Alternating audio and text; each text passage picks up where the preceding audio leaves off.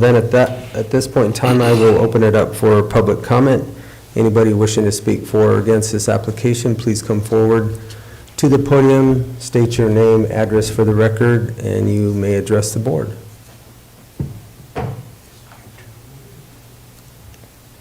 Yeah. Okay, seeing none, I'll close the public comment for this hearing, and I will bring it back to the commissioners. Gentlemen, any discussion? Not at this time.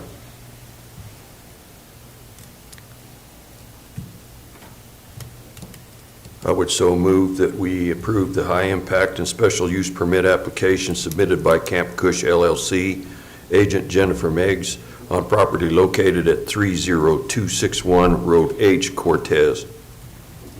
Can we also include the general plan unit development and rezoning envelope in that motion?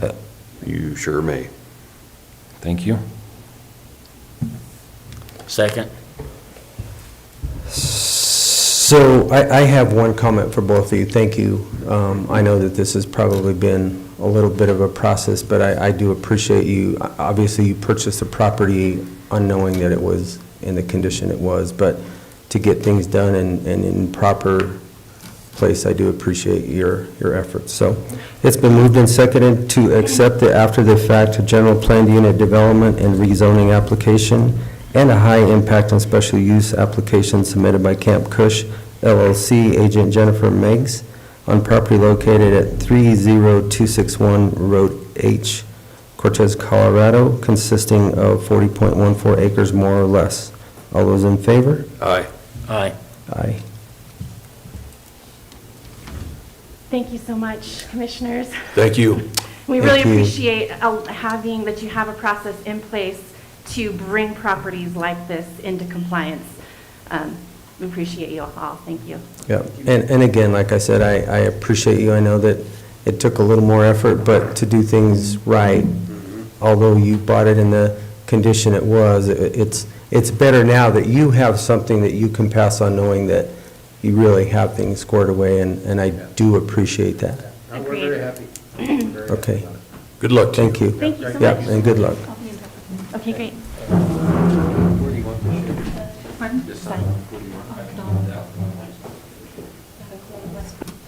And I will close this public hearing.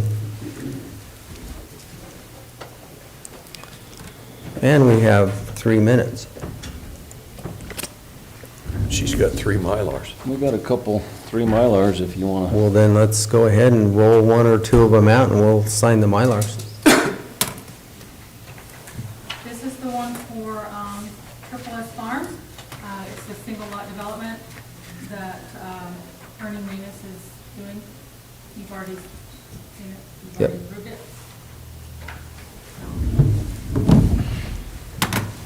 All right.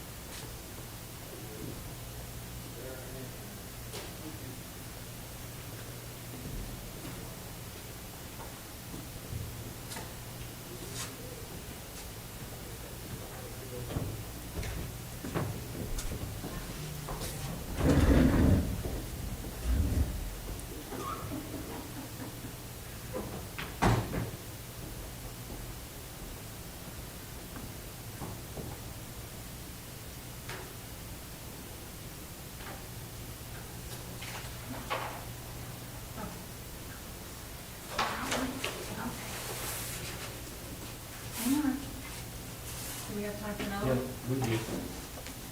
Two? Okay. Okay, the next one is for the Brumley 2 lot. We've already approved this one as well. Oops.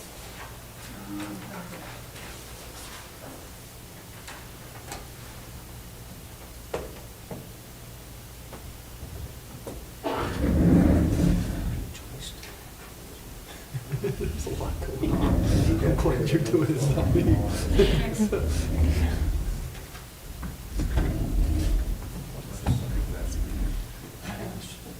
just does that. Subject, does it look like on the screen? I don't want the first PNZ ad to do. No, it's good. Yes, cheers. Yeah.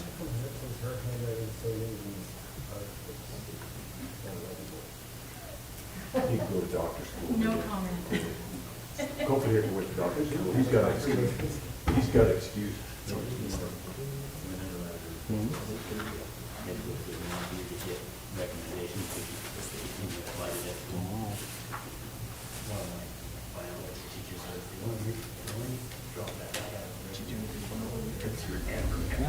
So it was there before I ever joined. Friday. This is the, He's in Texas?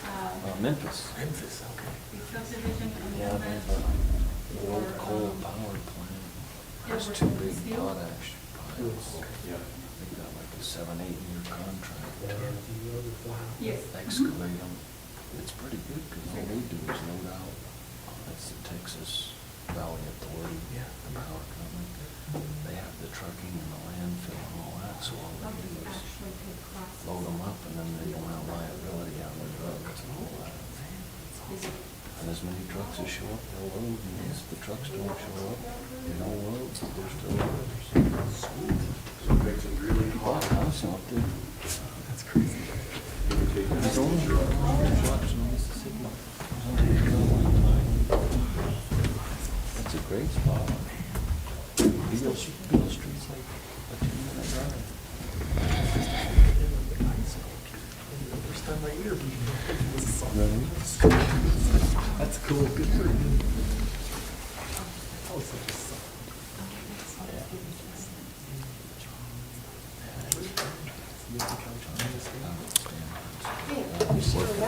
Everybody's on Zoom.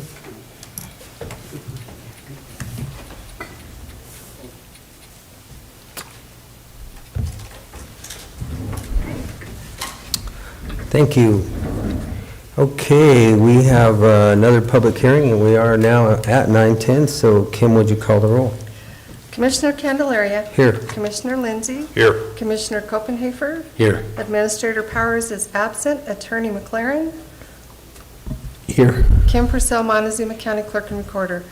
Notice is hereby given that the Montezuma County Board of County Commissioners will hold a public hearing, for review and determination of a proposed subdivision amendment application to the Mancos Hills Major Subdivision, submitted by Eric Nordstrom and Shanti Savage on properties located at 41952 Road J.75, consisting of 3.39 acres more or less, and to be determined Road J.75, consisting of 3.03 acres more or less, Mancos, Colorado.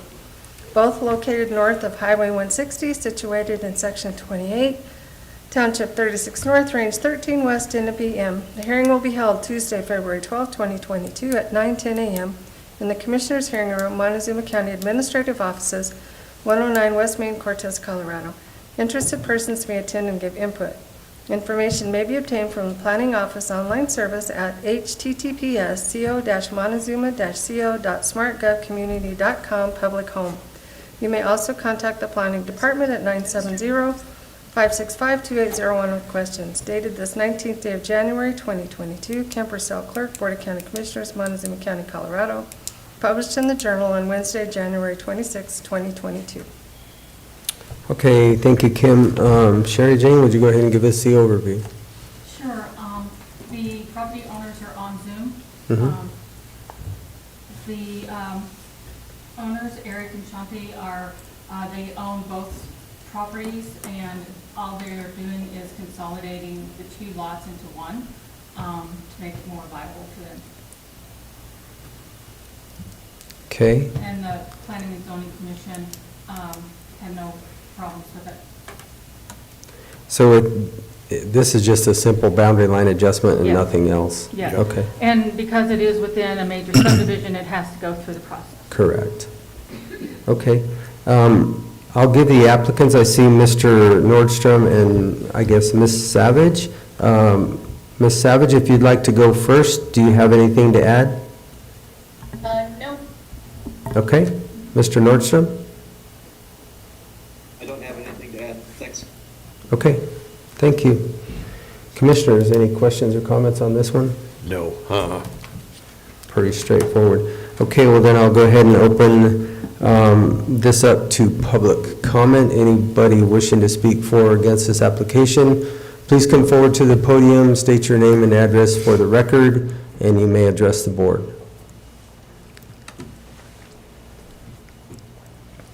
Okay, seeing none, I will close the public comment session. I will bring it back to the commission. Gentlemen. There was no problem with the other lot owners in the subdivision? No, there was no non-opposition. No There was opposition? no opposition to any of it, no. Okay. And there's none here today. None here today. That's a good sign. Yeah.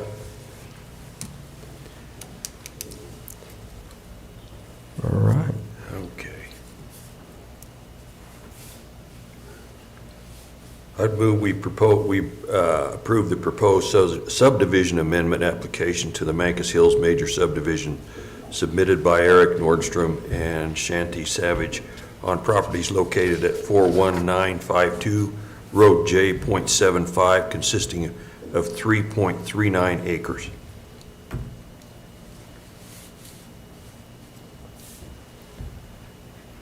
If you could also put in the TBD. Okay. Yeah, we probably need to put that as All right, acreage. more or on there. less in TBD, Road J .75 consisting of 3.03 acres, more or less. Mancos, Colorado, located north of Highway 160, situated in Section 28, Township 36 North, Range 13 West, North NMPM. Thank you. We got it all. You got it all. Second. Okay, it's been moved and seconded to accept the proposed subdivision amendment application to the Mancos Hills Major Subdivision submitted by Eric Nordstrom and Shanti Savage on properties located at 41952 Road J .75 consisting of 3.39 acres more or less, and TBD Road J .75 consisting of 3.03 acres more or less, Mancos, Colorado, both located north of Highway 160 and situated in Section 28, Township 36 North, Range 13 West, NMPM. All those in favor? Aye. Aye. Thank you. All right, thank you all. Thank you. Thank you. Yep. Okay. We have another 3 minutes. So,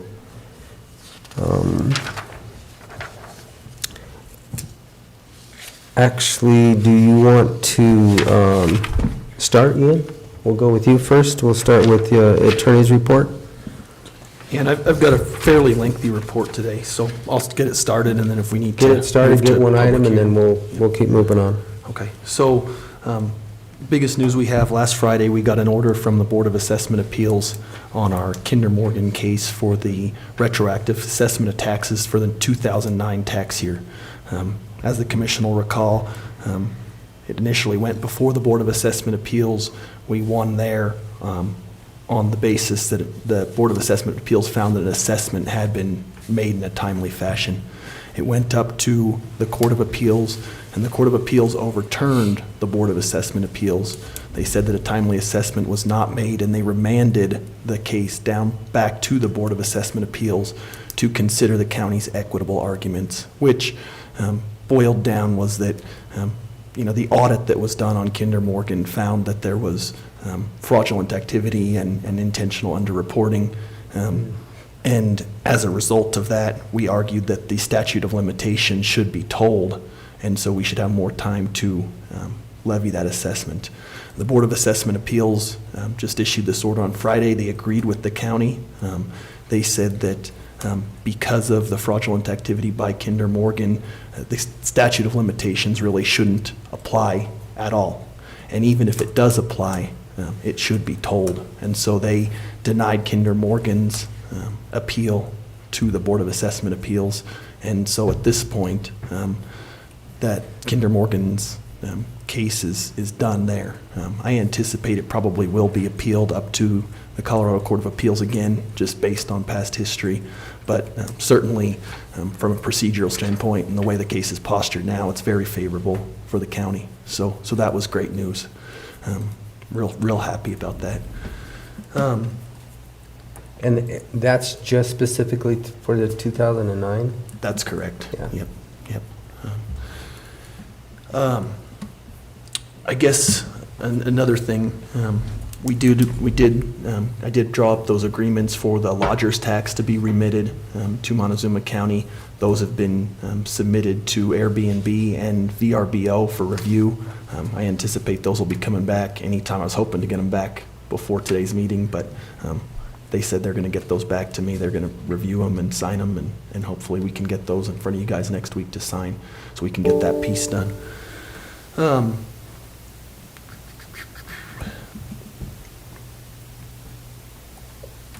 There is a contract in our packets, or in your packets, between the county and the United States Forest Service. That's for maintenance of Forest Service Road 561. And basically what it allows is the county will do chip and seal, and then the Forest Service will reimburse. Shaq asked me to report this today and then present it to you guys for signature. It was something that I think the road department was planning on bringing last time, but it didn't happen. So I looked through the contract. There's no issues with it. I think that we're good to sign off on it. It sounds like this is something that the county does intermittently with the Forest Service, and so I think we're good to go there. Kim does have that for you guys to sign. Right, and the last one that we did was 526 Road a couple of years ago, all the way to the county line, Yeah. which has made that road significantly better. And I think 526 is the Chicken Creek Road, is that right, Commissioner? No, Or I mean, 520. 5, This is 561. 561. So we will need a motion and a second to sign that. I don't know if you guys want to do that now or not. Okay. Probably would make some sense. All right. I think we can hold that for now because we're at 9:22, so we'll go ahead and finish this public hearing, but then we'll bring that back up when you finish your Okay. report. Great. Okay. All right. Being at 9:20, we do have another public hearing that was continued from February 8th. Kim, would you go ahead and call the roll? Commissioner Candelaria. Here. Commissioner Lindsey. Here. Commissioner Copenhaver. Here. Administrator Powers is absent. Attorney McLaren. Here. Kim Purcell, Montezuma County Clerk and Recorder.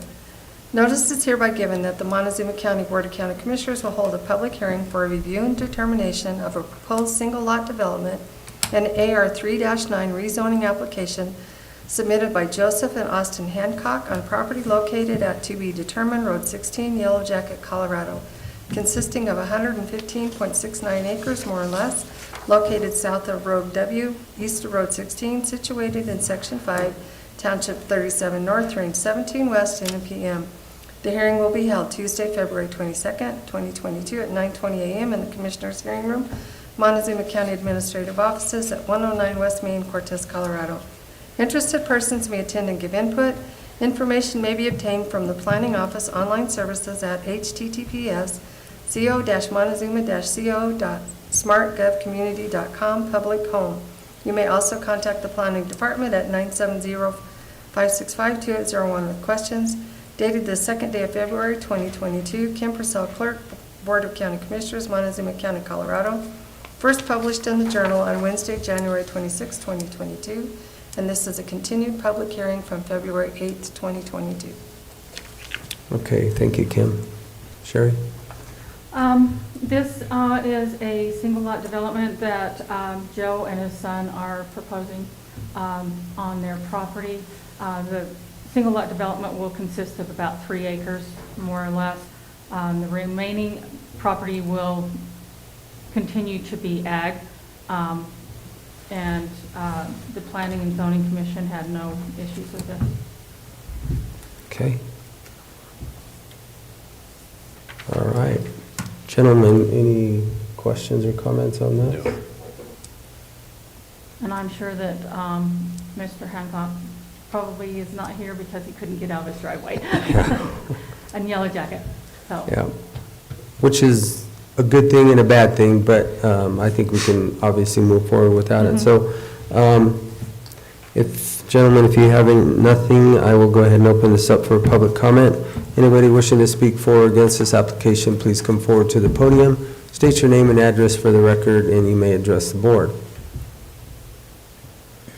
Seeing no public comment, I'll close the public comment, and I will bring it back to the commissioners. Gentlemen. I don't have anything. This is a pretty simple. Pretty simple. No opposition. The landowner next to him has no opposition, so pretty straightforward. I don't have anything. It's Okay. fine. It's their property. You want to go ahead and move this one forward, Commissioner?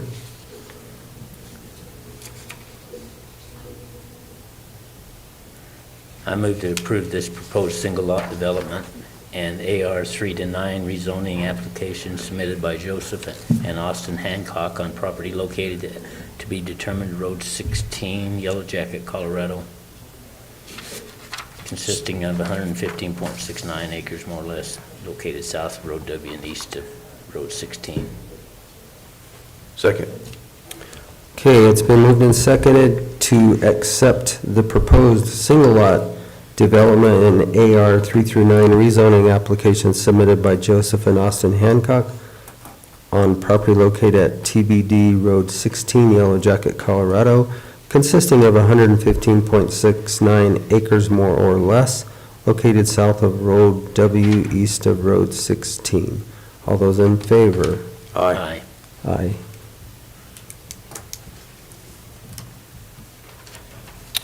And I will close this public hearing. That's all I have. Okay, that's it. We have everything signed for you. We're in good shape. All right. Thank you. Thank you. Thank you. Okay, next we have is our public comment session. The Board of County Commissioners welcomes you to this meeting. Person speaking during the public comment will be limited to 3 minutes, or depending on the number of people wishing to speak, it may be reduced to allow all members of the public the opportunity to address the board. When addressing the board, please state your name and address for the record prior to providing your comments. Comments to individual supervisors or staff are not permitted, and participants may not yield their time. With that, the public comment session is open.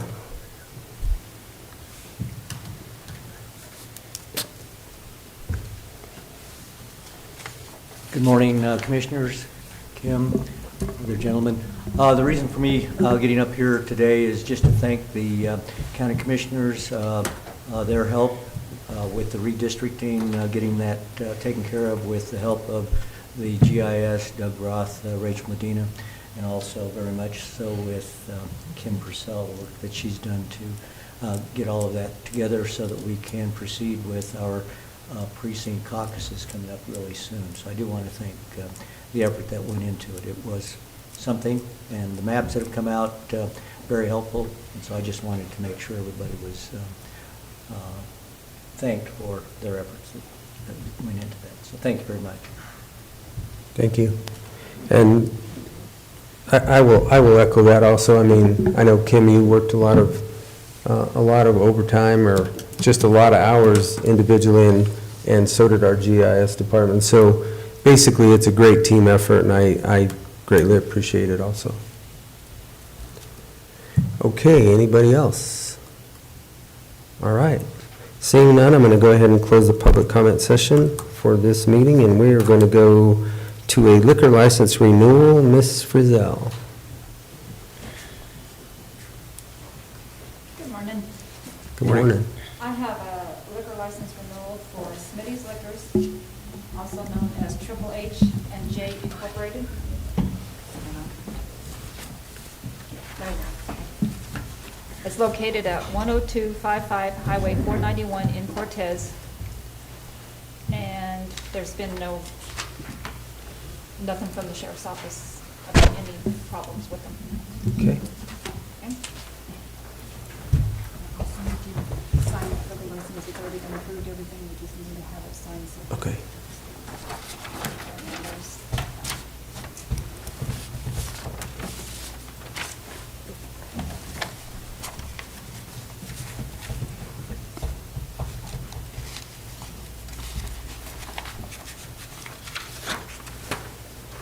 You got any problem? You good?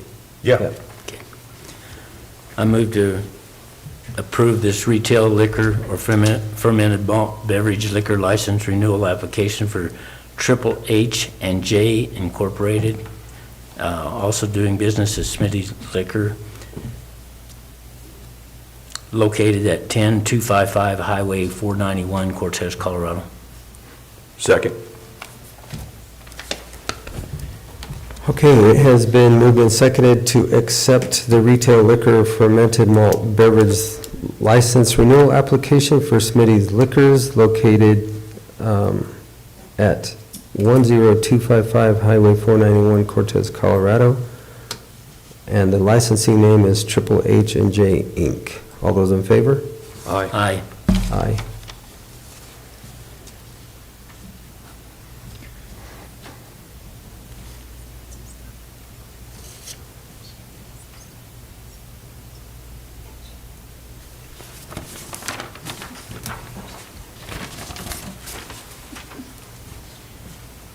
Thank you, guys. Thank you. Thank you, Jerry.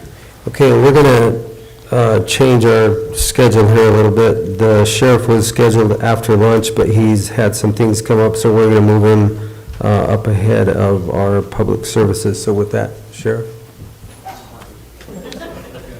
Don't throw things at me.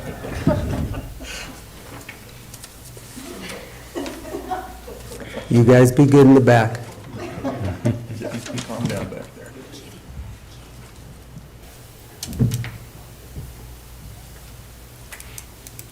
Let's try and connect there, Don.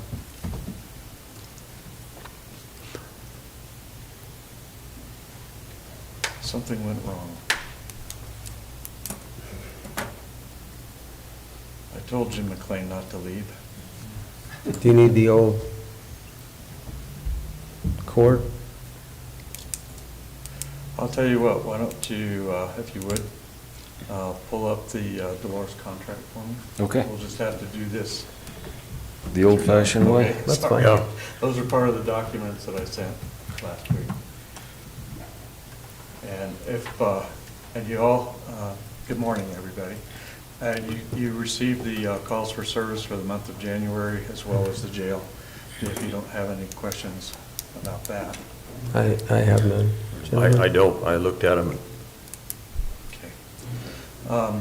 Looks like The it did. 2022 budget I created for the Dolores contract is up there, and is that the total amount for the contract is $200,000. Nothing changed.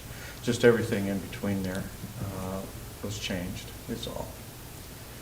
And I just need to ask if you'll just approve that. That's under the contract with the town. The town board was presented with this last week, so. Any questions or comments? I missed the last, obviously, town board meeting because I was gone, but I know that this had, when he presented it a couple weeks prior to that, it was discussed, and I didn't think anybody in Dolores had an issue with anything.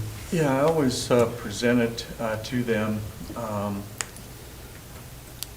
after the first of the year, mainly because whatever the unexpended amount is, adjust that $200,000 throughout those line items in that contract. And so I couldn't proceed with that until I got the December expenditures when they were finalized. And so it took a little longer.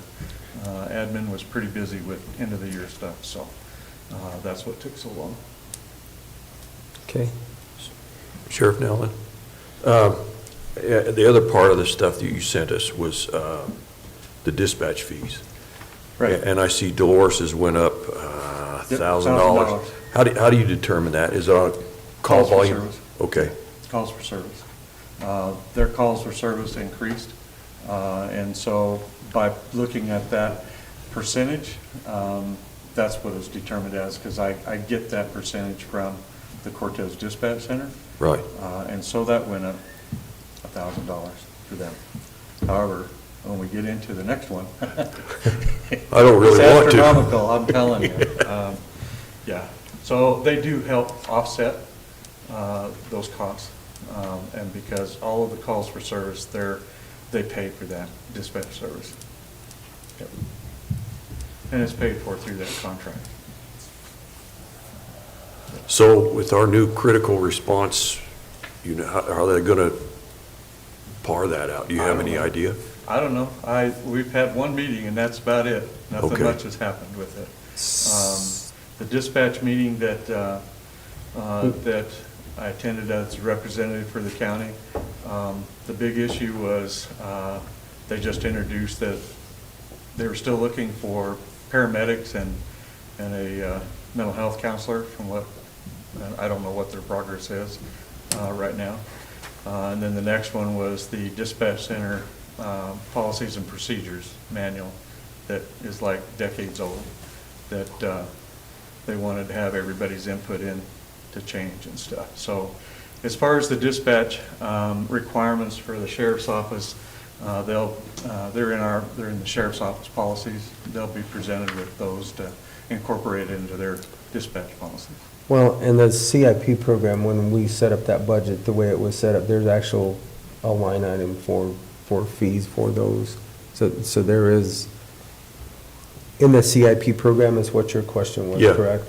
So that, there is, in that budget, there is fees for whatever those calls may be. Oh, really? Yeah. I haven't seen that, so I don't know. I'm not part of that. I'll- I'm still waiting to have a I'll- meeting with them about procedures and whatnot. Right. Outside in the unincorporated areas of the county, Right. so. And those are the procedures. As far as setting up the budget, there was money allocated that, because we obviously had the discussion with the Cortez Dispatch Center and knew that there were going to be funds needed to pay for their calls for service also, so. Well, it should come out of whatever that budget is, and I'm not sure of who is handling that budget, if it's Shack or who. Well, the county has to oversee the program, Yeah. so Shaq's not here, and I don't want to put words into his mouth, but he's going to definitely have a big part of it. Yeah. So, So I just wait to see that. I haven't Yeah. seen it yet, sorry. Not that it really, it doesn't affect me, but, Mhm. I mean, it would be nice to know what fees go into that. So, other than that, we can, if you'll approve this contract budget, we can move into Okay. the dispatch fees. all right, any other questions or comments about this one, gentlemen? No. Okay. I'll entertain a motion then. I move we approve the contract between Montezuma County Sheriff's Office and Dolores, the town of Dolores, for the 2022 budget. Second. Okay, it has been moved and seconded to accept the contract between the Montezuma County Sheriff's Department and Dolores Town Board contract for the 2022 budget in the amount of $200,000. Any other discussion? All those in favor? Aye. Aye. Aye. Okay, there you go, you can send that on, and Thank you. now we'll move into the dispatch center. Okay, if you'll pull up the dispatch invoice. Don? Nope. You want the spreadsheet? It's a separate invoice is what I looked at Yeah. from the city of Cortez. Yeah.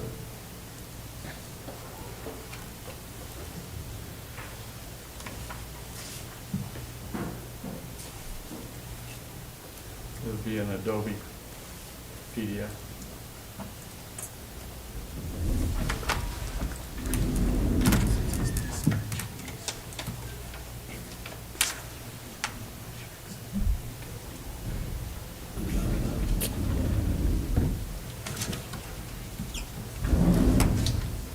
That's all I've got is the, oh. Hang on. I can forward it to you, Don. That was all included in the documents that I sent forward.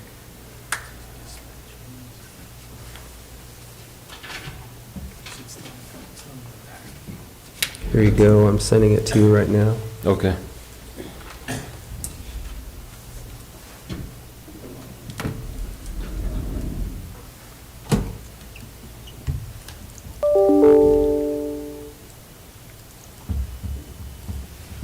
While that's coming up, we had asked, I had asked that we come up with what the actual cost per call for service should be. That was a major discussion over the last year and a half. And as it turns out, they were not able to come up with that and continued to stay with the overall percentage and use that to determine what the cost of the dispatch services fees would be. I'm not sure how that formula works because it's never been really explained, and that's why we wanted to know what the calls cost would be. That was the most important thing, so that it could be fair. So when they changed to where, because I held pretty firm until things changed within that contract period to where the Board of County Commissioners signed that agreement with them, because I bowed out of that and said, until I get answers like that, I can't agree to that because it was never ending. And there was never any thought to actually what it would cost. And I brought up the fact that even the Cortez Police Department didn't have a dispatch fee line item. It's like, but all the fire departments and EMS did, but they didn't. And then they were able to show what costs and stuff through their finance director and whatnot that there was. So, but it falls back into the percentage amount. And what I'm concerned with is that looking at our calls for service, I know that Cortez was actually above, and now they're a little below the total calls for service. I don't know how that goes. I was appointed by the commissioners to be the representative with that, and I still have a lot of questions with it. But when I went through the budget presentations last fall and whatnot, it was my understanding that the bill would, whatever the fees were because of the contract with the county, there would be a line item for those dispatch fees on the county side. And so I removed the dispatch fees out of the line item out of the sheriff's budget, and that was explained why. And then I get this bill, and of course Shaq and I have been back and forth with this like it's a hot potato, and it's like I don't have the $325,774.44 in my budget that was approved by the commissioners. So I don't know what we need to do with this, but it's a good question. I have to look to you for that guidance and that decision-making ability. If there should be a line item in the county's budget for this, if there isn't, and you want to include this into the sheriff's budget, we're going to have to do an amendment to the sheriff's budget. Well, this just doesn't include your dispatch fees. Is the coroner in here too? Is what? Is the coroner in here too? I'm sure he is. It falls into the sheriff's office. I mean, I've never seen where the coroner's ever had a dispatch fee line item. No, the coroner doesn't. Yeah, he's been busy, you know. He has been busy. That falls within the sheriff's, Yeah. within the sheriff's budget. So Shaq's not here, so, and I remember that we specifically asked that question from Drew and Kelly, I think is her name. Yes. And he got back to us, or she got back to us within a matter of a short period of time on some information. I'm trying to pull it up and I can't do it right now, but with Shaq being gone today, let's just postpone this for a week. We're obviously going to talk to Drew this evening maybe on some other things, and then we'll figure that out because we don't have a choice but to use a We gotta dispatch figure it center. We out don't, one yeah. way or another. I think that you're stuck with this because of that agreement Mhm. that you went into, and that's what I was fighting against. It's like, give us a justifiable cost. This is an And it was justified. So the information that she sent to us, from what I remember, the costs were justified through them. So if you didn't get that, I apologize. I'll make sure that you get that, because she did send that to us, and they got back to us within a week, because we asked them to get back to us Okay.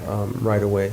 Because the only other options that we were looking at was taking you out of Cortez, sending you to Montrose. Right. And then the cost that you presented to us was double this. So that really wasn't an Well, I don't know where option. you got that, because we never even got to the cost.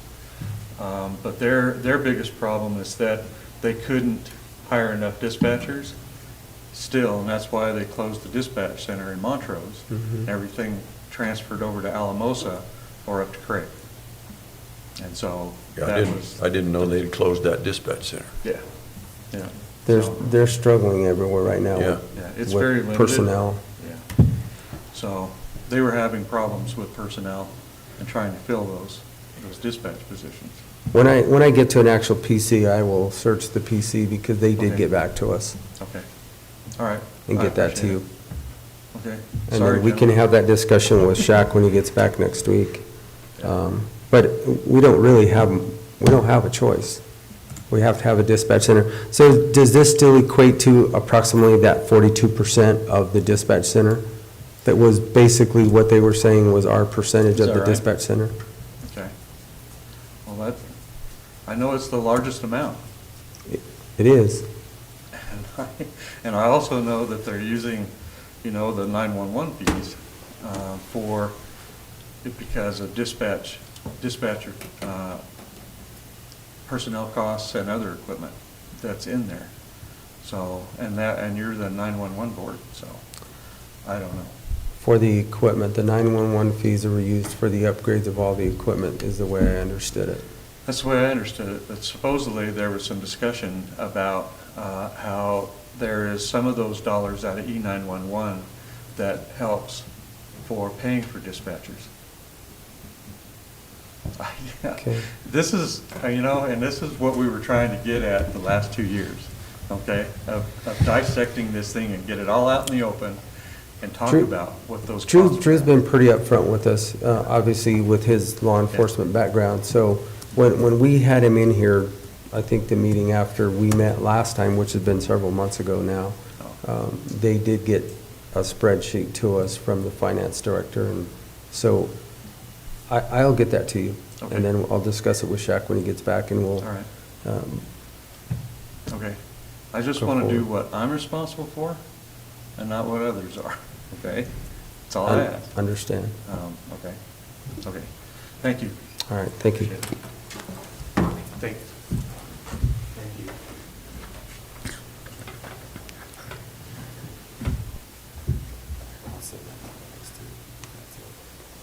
These discussions were the same back when I was here before. The merry-go-round. Sad. I mean, that Okay. has been an issue for a long time. Mhm. All right. Public service, okay, Gina, we will now put, well, actually, we've got a couple other people we could slide in before you. No, I'm messing with you. I'm messing with you. Come on forward, Gina and Lori. Since we have 2 people, I sit here. What's that? Since we have 2 people, I'm going to sit here. That's fine. You are permitted. Thank you. Good morning, Commissioners, Good morning. Good morning. and everyone else. Take care of this one. Yeah, The payables, do this first. I don't like doing it. It's a big number. That's a little number. This- Yeah, it is. Do that one quickly. Yeah. I move we approve the financials for January 2022 for Department of Social Services, and also the record of proceedings. Second. Okay, it has been moved and seconded to accept the record of proceedings for the Social Services Department for January 2022. And it has also been moved and seconded to accept the payables for January 2022 in the amount of $1,649,380.36. Any questions? No. All those in favor? Aye. Aye. Aye. That was quite a bit smaller month, like half. Yeah, because I think what happens when they're calculating this, sometimes you're looking at the numbers in different months, so that sometimes it looks like it's strange, like it went off a bit, but really it's the same numbers, because I'm looking at the total numbers of food stamps that we've allotted for the years 2020, 2021. And remember the last meeting that we had here, I was talking about the EBT issuance. And a lot of times, I've tried to get the state to give me the numbers for Montezuma, and we had to manually count those. But looking at those numbers, you'll see that the EBT issuances went down during those years, and I was trying to figure out why.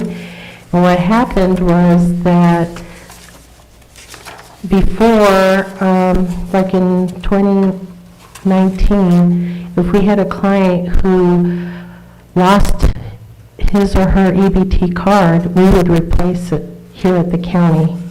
Now there's a different process where they have to go through the state.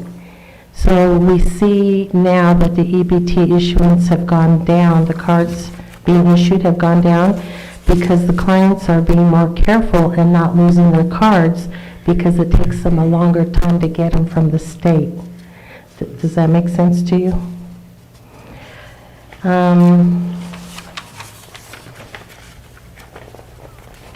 We did some data analysis for food stamp, and I just want to run the numbers with you very briefly, because this can get kind of boring. So the amount issued for 2019 was 500, hold on just a minute here.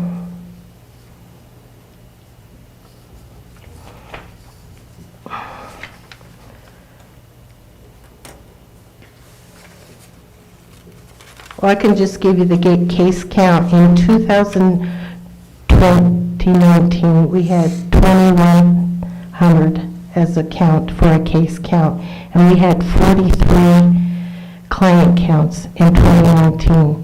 For 2020, we had 2,200 as a case count, and we had 4,500 as a client count. And then in 2021, which in December, I'm looking at the December counts, we had amount issued was 1,345,000 with a case count of 2,300, and our client count went substantially up to 4,900 in 2021 in December. So you're looking at 2,100, 4,300 as a case client count in 2019, and now we're up to 4,900 as a client count in 2021. That's quite substantial. So it just keeps going up and up. And as you all know, Montezuma County, those who are eligible for food stamps, we have 48% coming in applying for benefits. We have another 52% who are not coming in to apply for benefits, who are eligible for food stamps. So there's a disparity there. And I think Healthcare Policy Finance is always asking me, why do you have such a disparity? And it's been like that since I've come to Montezuma County. And my belief is that we have community members who don't come in to apply who are eligible because there's stigma attached to getting food stamps. And I think a lot of our elderly, our veterans, and our disabled community members aren't coming in as well. So I'm trying to get a handle on that as to why, because the benefits are there for them to use. It's not a handout, it's a helping hand, because some of our folks need to eat in our community. They need the food. So I'm looking at hopefully getting an AmeriCorps member posted in our agency, and we would be the on-site facility for an AmeriCorps member. And I don't know if you are aware what an AmeriCorps member does. They serve the community. Their basis is basically service to the community, and I think they can do a whole lot of outreach for us for the year. And I think if the application is accepted by AmeriCorps, we could then have an AmeriCorps member stationed here on site at our building, starting in, I believe, in June. So that's the hope. That's where I'm going with this.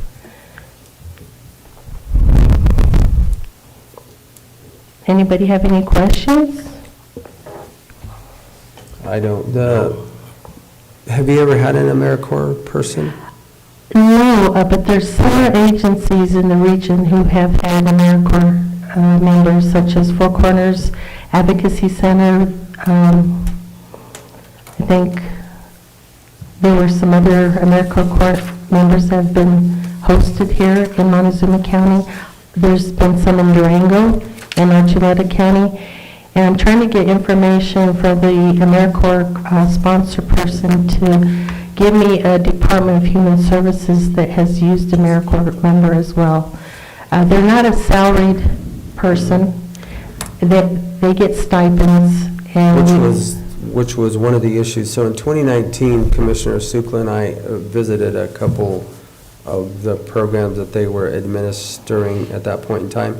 One of the biggest issues that they had was their stipend for housing was extremely minimal. I mean, like almost non-existent. And they were all struggling at that point in time because they couldn't find any housing. And I want to say it was like $400. Yeah. So you can't find a place, even if they teamed up or put 2 or 3 in a house, they might be able to do that. But it was housing is what was moving that AmeriCorps away from our area and probably a lot of other areas just because we didn't have the housing to work with the AmeriCorps. Yeah, that would present a problem, but I'm not hearing that from the AmeriCorps coordinator, Al Hutchins, who I've been working with, but that's a concern, and I think it's all dependent on whether or not those housing Stipends of... the housing is available, and the stipend is very limited too. They also have additional funding from United Way, so that could be used, and another ask for is to provide additional monies, not just through the federal funds for AmeriCorps, but through United Way as well. So thanks for mentioning that to me, because that's important.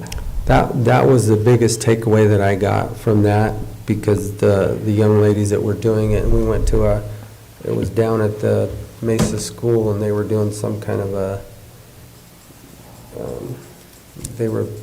I can't remember, it was growing something with the kids and... The food? Yeah, Yeah. food. And that was their biggest issues that they were having, is they just couldn't find a place to stay. So check into that too, because... And I think Greg Freslin from CSU Extension, he's worked with the AmeriCorps member as well, and he's here.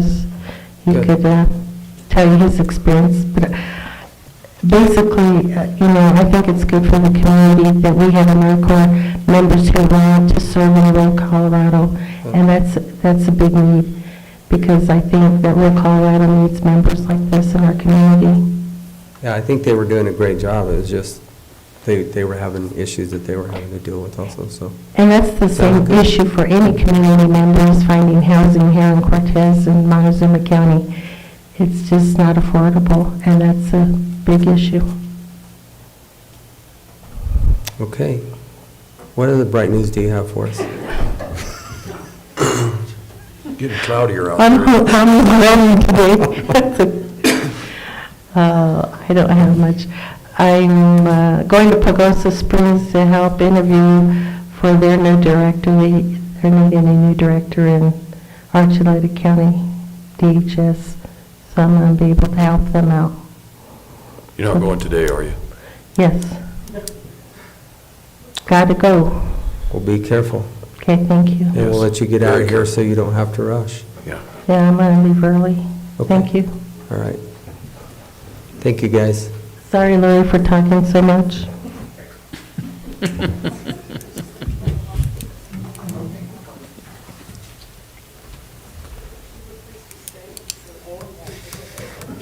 Okay.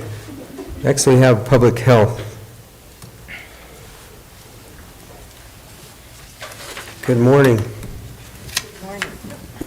Good morning. Morning. Is that better? The light should be on. The light should be on. Great. Okay. Good. Good morning. Good morning. So welcome, Commissioner Copenhaver. Thank you. I'm still here after all those years of you being gone and back, and I'm still here. There's something wrong there. Yeah. Some of us came back. Rerun. Okay. Don, I had sent Shaq a list of our okay, perfect. So Commissioner Lindsay and Commissioner Candelaria have heard all the programs we do. Probably some of these might still sound familiar to you from historical. I don't want to go into each one. There's 26 different programs here listed. And, you know, they're based in categories. Without going into detail on every single thing, I would like to invite you at some point, if you would like to come over to the department. Looks very different than it used to look. With our expansion into the dental program and stuff down that hallway there. So if you'd like to come over, we could tour you around. We can spend time looking more in depth. Each one of these programs has its own budget.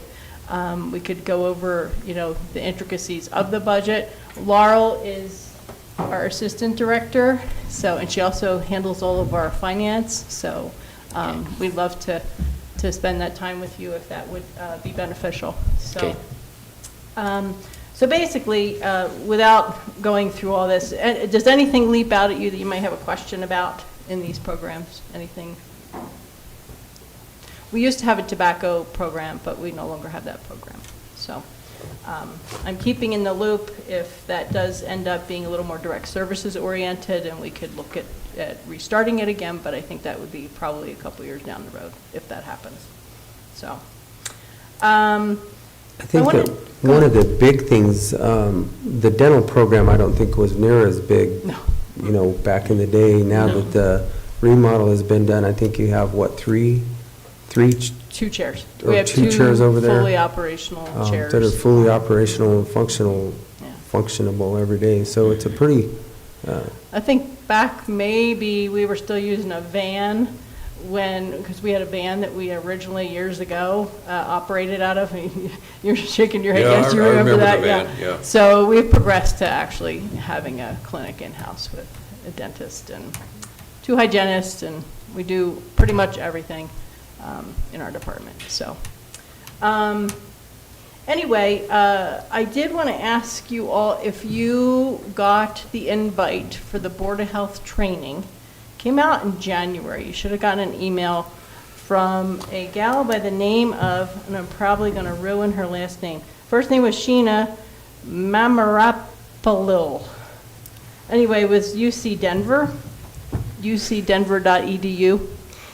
And Commissioner Copenhaver, you should have just gotten one recently because I had requested her to resend it to you in an email. So that training, I took it because I wanted to see what it entailed. It was actually very good. It's done online, and it's 2 parts. The one part is geared toward local boards of health, and that was I thought it was very well done. And it reviews like statute and things about Board of Health. And then the second part of it is about emergency preparedness, which that's good. I didn't think it was as good as the Board of Health piece, but do you guys, does that even sound like you remember getting that kind of an email? No? I'm not going to say that I didn't get it, but Because it was an email and then it was an invite, because you had to actually log in, given that password that she sent you to do it. Do you want me to? What was her first name again? Sheena, Okay. yeah. And the last name is, I'm going to mess it up again, so I'm not going to say it. But it's Sheena m@ucdenver.edu. No? Okay. Put in UC Denver, I put in Sheena, and I Nothing. don't have anything. So would you like me to ask her to resend it to all three of you and see if, okay. It's actually, it's worth doing. It's worth your time. And it's not going to take, I mean, you could do the whole thing in less than an hour. It's not Okay. that extensive, but it's informative. So, I don't necessarily have anything else. COVID, I do think, things are going down. We're still awaiting the CDC to release their new recommendations for contact investigation and contact tracing, so case investigation and tracing. So we're still waiting to hear. Anyway, so very few cases. good. Yeah, I watched the Denver news this morning, and it showed almost the Yep. It's cliff dramatic. as far as a Yeah. decline, which is good. Yeah. It's an inverted V. Yeah. And there's less testing going on too. So, anyway. So Okay. if you don't have any questions, I'd like to just hand it over to Arlena, and Katie are going to do a little presentation on the CNC program, which is the Colorado National Collaborative Program, our suicide prevention. One quick question and comment. Are you still doing the senior toenails? Yes. Okay. My father's in assisted living, and the ladies out there made a comment that that's really important for seniors to do. So anybody out there that needs their toenails clipped, which it's tough to do sometimes, go see the ladies at the health department. It's by appointment. It's on Thursdays, every other Thursday? Yeah, every other Thursday. So just call and we'll get you in. Yes, they do. It's a lot of visiting. Right. And, soaking the toes and taking care of them. So, yeah, we still do that. Good. Okay, thank you. All right, thank you. Whoa. Good morning. Well, there's supposed to be window things. You can never have too many. All right. Morning. Thank you. They were supposed to be window clings, but they feel more like stickers, so I wouldn't trust them to be. They're stickers. The back peels off. So if Bonnie was here, she would ask us, what kind of a weed is that? Well, they might be clings. Sunflower. Well, right, I was going to say a sunflower. I would have been correct. Is that a weed? I would have get one correct. Thanks for having us here this morning. Commissioner Copenhaver, welcome again. I met you the other day at the airports in my other role. I'm here today as one of the Colorado National Collaborative Coordinators, and we also have here Katie Maxwell. Hello. Hi. So we both kind of share the suicide prevention work at the health department. We did just want to open up this conversation today with just an acknowledgement of the late Commissioner Stevenson. He was a really big support of our suicide prevention work. He actually came to our COMET training for trainers, so that's the changing our mental and emotional trajectory. It's basically it's like a tool to help communicate with people you care about, your friends, your neighbors, about their emotional and mental health. And it is a tool that's more targeted to the agricultural community. So we were just really grateful to have had him show up there and to become a trainer. And although we didn't get to do any trainings with him, we saw that he cared very deeply about it. And then he also attended one of our Suicide Prevention Awareness Month events that we had. As Commissioner Lindsay and Candelaria, we last year in September, we worked with Asia Lynn, the Regional Youth Suicide Prevention Coordinator, and arranged all these events and proclamations and stuff. And we did have an event at Boyle Park and Mancus, and Commissioner Stevenson did show up to that. And I just wanted to share a quick happy memory about Commissioner Stevenson. we were all putting up ribbons around the park, and he like walked back over, he was all out of ribbons, he was like, can I get another ribbon? I'm pretty sure this flagpole over here needs some ribbons. So I just thought it was a really cute moment, and he went over, and that's the flagpole that he put the ribbons on, and I'm really glad I snapped this picture because it kind of symbolizes, to me, it symbolizes kind of a unity over this common challenge that we have in our community, that we want to help our loved ones and our neighbors and do whatever we can for them. So, sorry, I'm tearing up a little bit. Yeah, so I just wanted to share that with you all today because I thought it was a nice little thing to share. Is that the introduction? Yeah. Okay, I'm going to pass it to Katie. She's going to talk a little bit. So today we're going to just talk a little bit about the CNC so that Commissioner Copenhaver can learn a little bit about it, have a little bit of background. We'll be pretty brief because you guys have heard it several times already.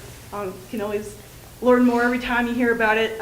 We'll talk a little bit about some of our successes from the last year of suicide prevention work in the county, and then we're going to talk a little bit about what's happening in this next year that we're really excited about. Yes, so thank you. We'll not keep you too long. Good morning, everyone. Commissioners, my name is Katie Maxwell. I'm a Mancus kid, so I'm very glad to see you here. Commissioner Copenhaver, welcome back. So I'm just going to give a short introduction to what the Colorado National Collaborative, or CNC, is. Apologies to those that have heard it, but I'll be brief.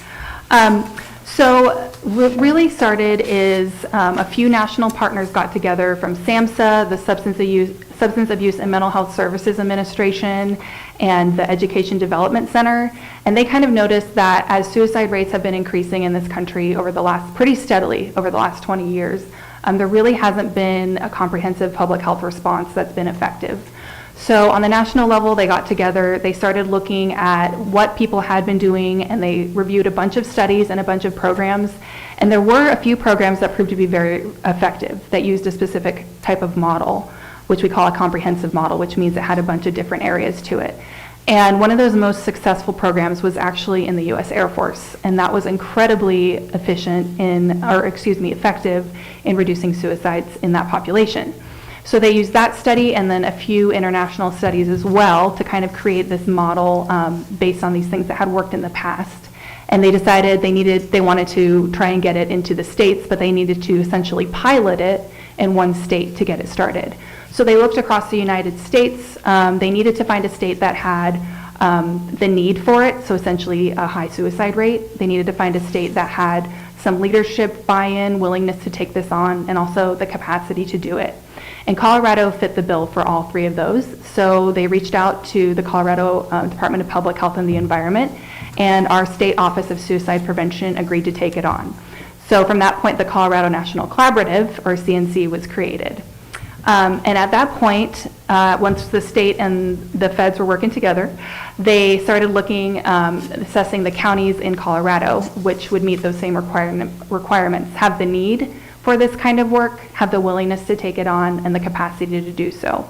And they chose 6 counties, kind of varied between urban and rural. They chose Larimer, Mesa, Pueblo, El Paso, and then La Plata and Montezuma. So you can see that Montezuma is obviously the most rural out of all of those. And we were also the only one that didn't really have any existing suicide prevention infrastructure. So we're kind of starting from the bottom there. But they reached out to our local public health department, and Bobby and Laurel agreed to take it on. And from there, they put out a notice for a coordinator position and hired Arlena, and that was in 2020. And so she will talk about what's kind of happened since she's stepped in. And just so you guys know, in your packets that I gave you, you have kind of a summary of what we're talking about today. We're not going to go over everything, but we'll hit on some of the big points, and it also includes the information about the CNC, the SAFE Coalition, and then, of course, what we did in the last year and what we're looking forward to. And then there's also an overview of, more solid overview of the CNC model and CNC efforts, and then our strategic plan for the coalition, so just so you know. So if we miss anything today, you can, or if you want to learn more about it, you can go look at your packets. Okay, thank you for that introduction to the CNC. So I came in, I was very grateful to be able to come into this role with the CNC, with the health departments.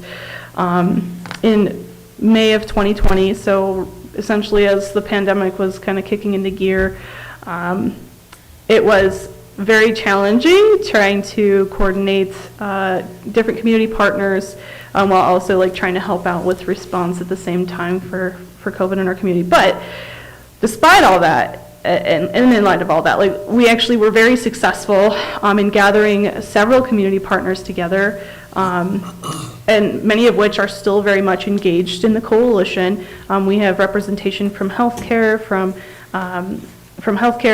government, from higher education, from everywhere, which is great. And we still have more partners that we want to bring in and that we're hoping to bring in this year. And we also, with the Suicide Prevention Coalition, they, as a group, elected to include Dolores County as part of this coalition. So our work is more specific to, like our work and our funding is more specific to Montezuma County, but they wanted to bring in Dolores County as well.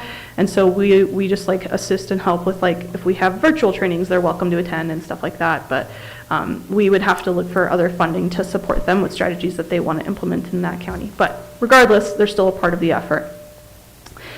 So from late 2020 into early 2021, we, as the coalition, it hadn't been named at that point yet, had developed a vision, mission, and values, and you can read them on page 4 of your reports.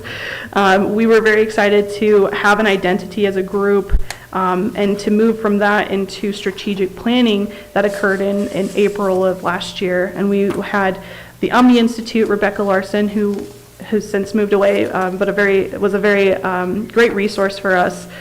She helped facilitate the strategic planning session for the coalition. So we took some of the strategies from each of the different pillars of the CNC model, and we formed them into our strategic plan. So we have strategies such as developing the community postvention plan, strategies such as providing gatekeeper trainings for agencies that serve seniors and stuff like that. So that strategic plan was going into the next kind of 3 years and trying to implement those strategies, and we're actually kind of building up more strategies as we go along. We were very lucky and very grateful to have additional funding come through the state, through the CDC, with which we were able to bring on Katie as the co-coordinator for this work. It was a tremendous help because this is a lot of work. I think we mentioned at the last presentation that we do a lot of data collection with our specific roles, and we had like 95 indicators that we needed to track, and it's hard enough tracking 5s, so we're just really glad to have that extra support. So we very much share the work that happens with the coalition, and then generally like with our own CNC roles. I think middle of last year, we determined a name for the coalition as SAFE. So if you see the word SAFE with a bunch of dots on it, that is Suicide Awareness for Everyone. That is the name of our coalition. We also decided on a logo, which is the sunflower that you see on the front of the report. And that just stands for healing, warmth, and optimism is kind of how we settled on that. This last year, we also focused very heavily on agricultural outreach. We did a bunch of crisis lines services, messaging, radio messaging. You may have heard it on a lot of our local radio stations for the agricultural community. We had a presence at the fair, just giving out items that we would think would be used by people in the agricultural community. And then we also had in September, we had the COMET training, the training for trainers. So we had, I think, 7 people show up that became trainers in COMET. So we're looking forward to having that more widespread in the community this year. So yeah, so there's that. And then we as the health department, and then like pushing out messaging and stuff through the SAFE Coalition, we've been promoting the Safe Storage campaign, which was kind of mentioned, I think at the last meeting or a couple meetings ago. But we're very proud of this campaign.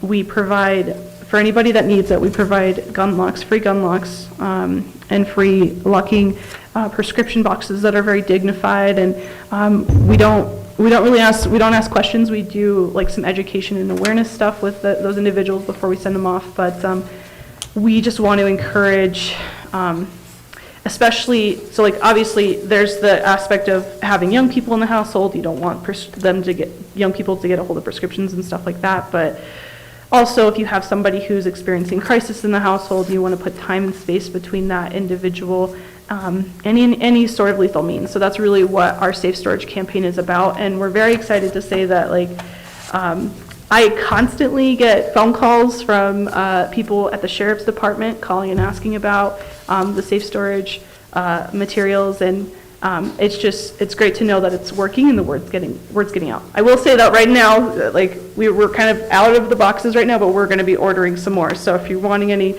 come in a couple of weeks. So,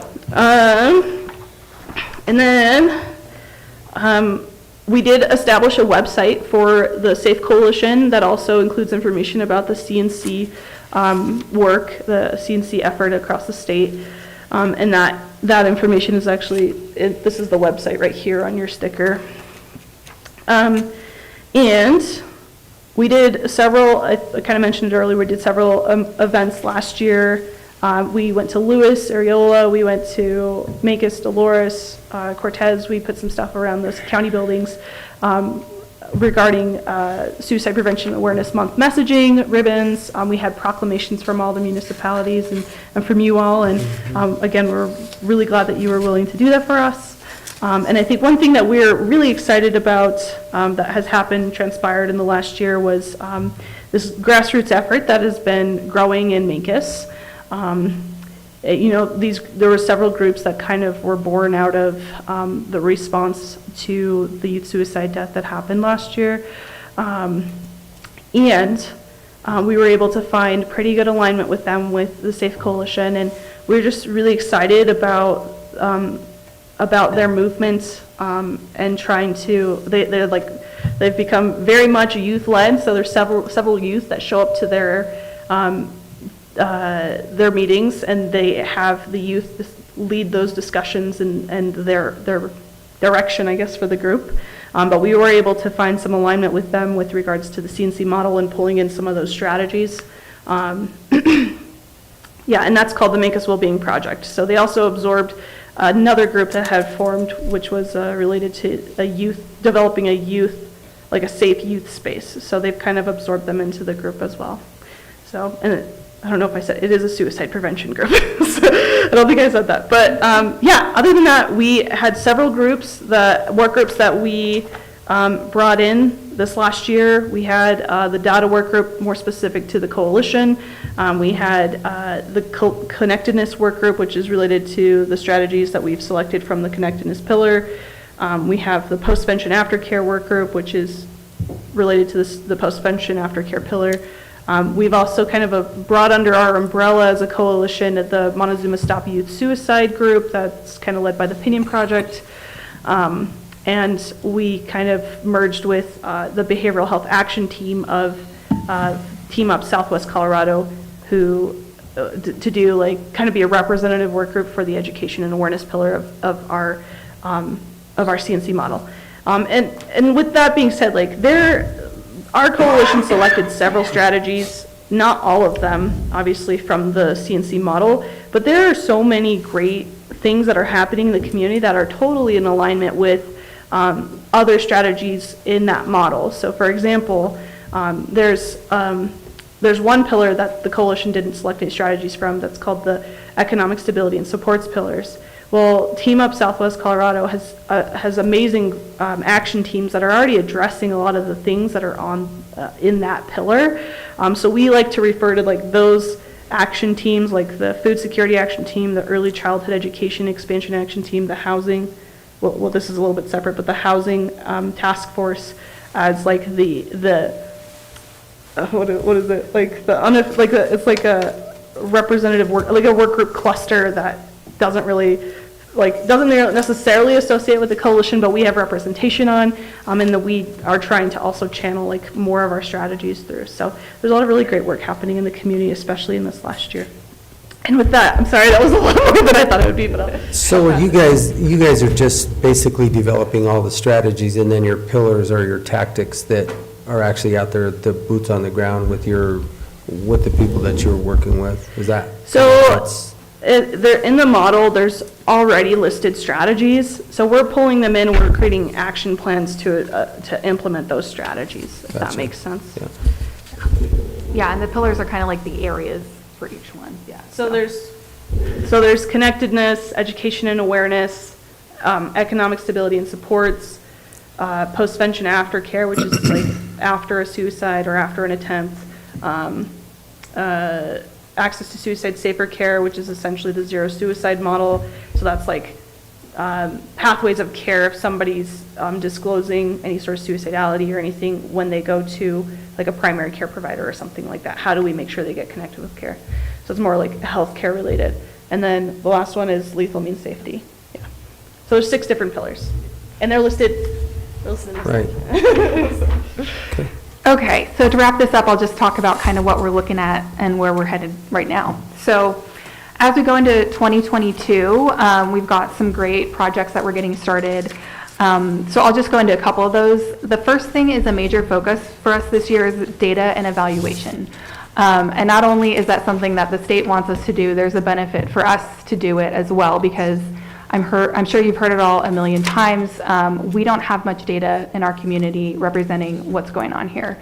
So we then have to turn to regional, state, national data, and fortunately and unfortunately, we are not like the rest of the country. So we want data that actually shows what's happening here. So we have a couple trainings set up for our coalition, and we really want to focus our coalition strategies and skills and work groups in a way that we can then report on what's happening and be able to show what we've done and what effects that has had.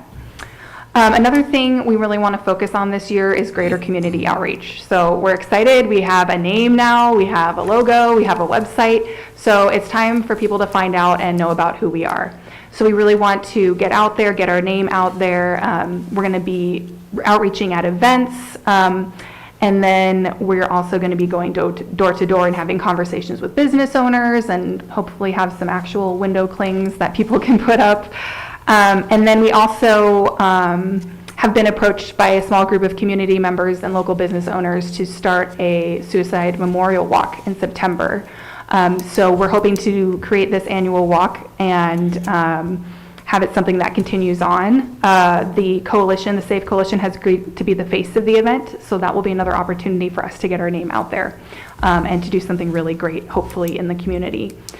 We are also focusing on more outreach. We want to continue to outreach to the agricultural and rural community and get them involved as much as possible.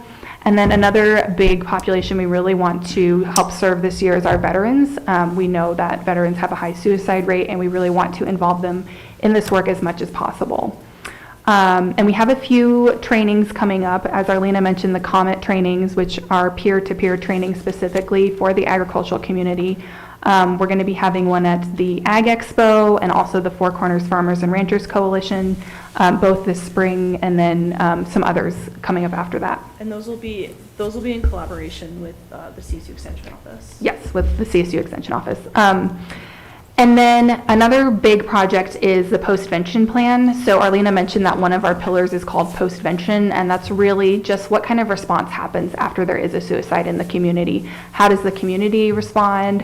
How does media respond? What kind of supports are there for people? And it also refers to people that survive an attempt and what kind of resources there are for them. So really common in suicide prevention work, they come up with a postvention plan that community members together create. So with law enforcement, with healthcare, we've got a work group working on creating this postvention plan. So there's actually some policy written in place for when this does happen. So we're not caught off guard, because unfortunately we know that it will happen. So a big goal this year is to get that postvention plan finished up. And we're really excited about kind of having the different voices involved in that. Last but not least, we're talking about just wanting to develop more win-win partnerships and kind of support things that are already happening in the community. Like Arlena talked about, Team Up out of United Way has some great work groups going, so it doesn't make sense for us to try and duplicate that, but to support those efforts and other community events. We want to help support workplace events, other things like that that are going on. This collaboration is just really effective, and another great way to get the support out there and the Safe Coalition name out there as well. And I think that's all we had for that. We're really excited about what's happening. Since I've been on probably about 9 or 10 months, there's been a lot of movement forward. So it's really cool to see. I mean, I care about this community. I grew up here, and it's just wonderful to see the support that we have from community members, from commissioners, and leadership in all of our local municipalities. It's been really exciting. And I think Arlene was going to say something. Yeah, I just have a final word, and then I'll ask you guys if you have any questions. But I want to reiterate our appreciation for the ability to come and speak to you pretty much on a pretty consistent basis, because we feel that it's good to have this work be pretty visible. And as you know, as leadership in the community, your words help create the norms in the community. And so when we have visible and vocal support of this work, it's so much, so impactful. One thing that I had set on when I started in this work was for this work to be a sense of pride for our county. You know, it is kind of a sucky topic. Like, it's not a fun thing to talk about, but we as a community have decided that it is an issue that is important, that we're not just setting it aside. We are trying to address it, and that is a point of pride, I think, for our community. This work, we were one of 6 counties selected to implement this model, and it will be a legacy that we get to have in contributing to kind of the case study of this model and how it affects the community. And we have the potential for it to be a national model. Regardless, even if it doesn't become a national model, we as a community are stronger in these efforts. We have a stronger network of support. We care about our community more in these efforts. So one thing that we are really excited about is we will be doing a conference in Atlanta sometime at the end of June. And we get to talk about, at a national conference, we get to talk about the awesome work that's happening here as it relates to, I think, like 1 or 2 of the pillars. And it's kind of cool to get our name out about that.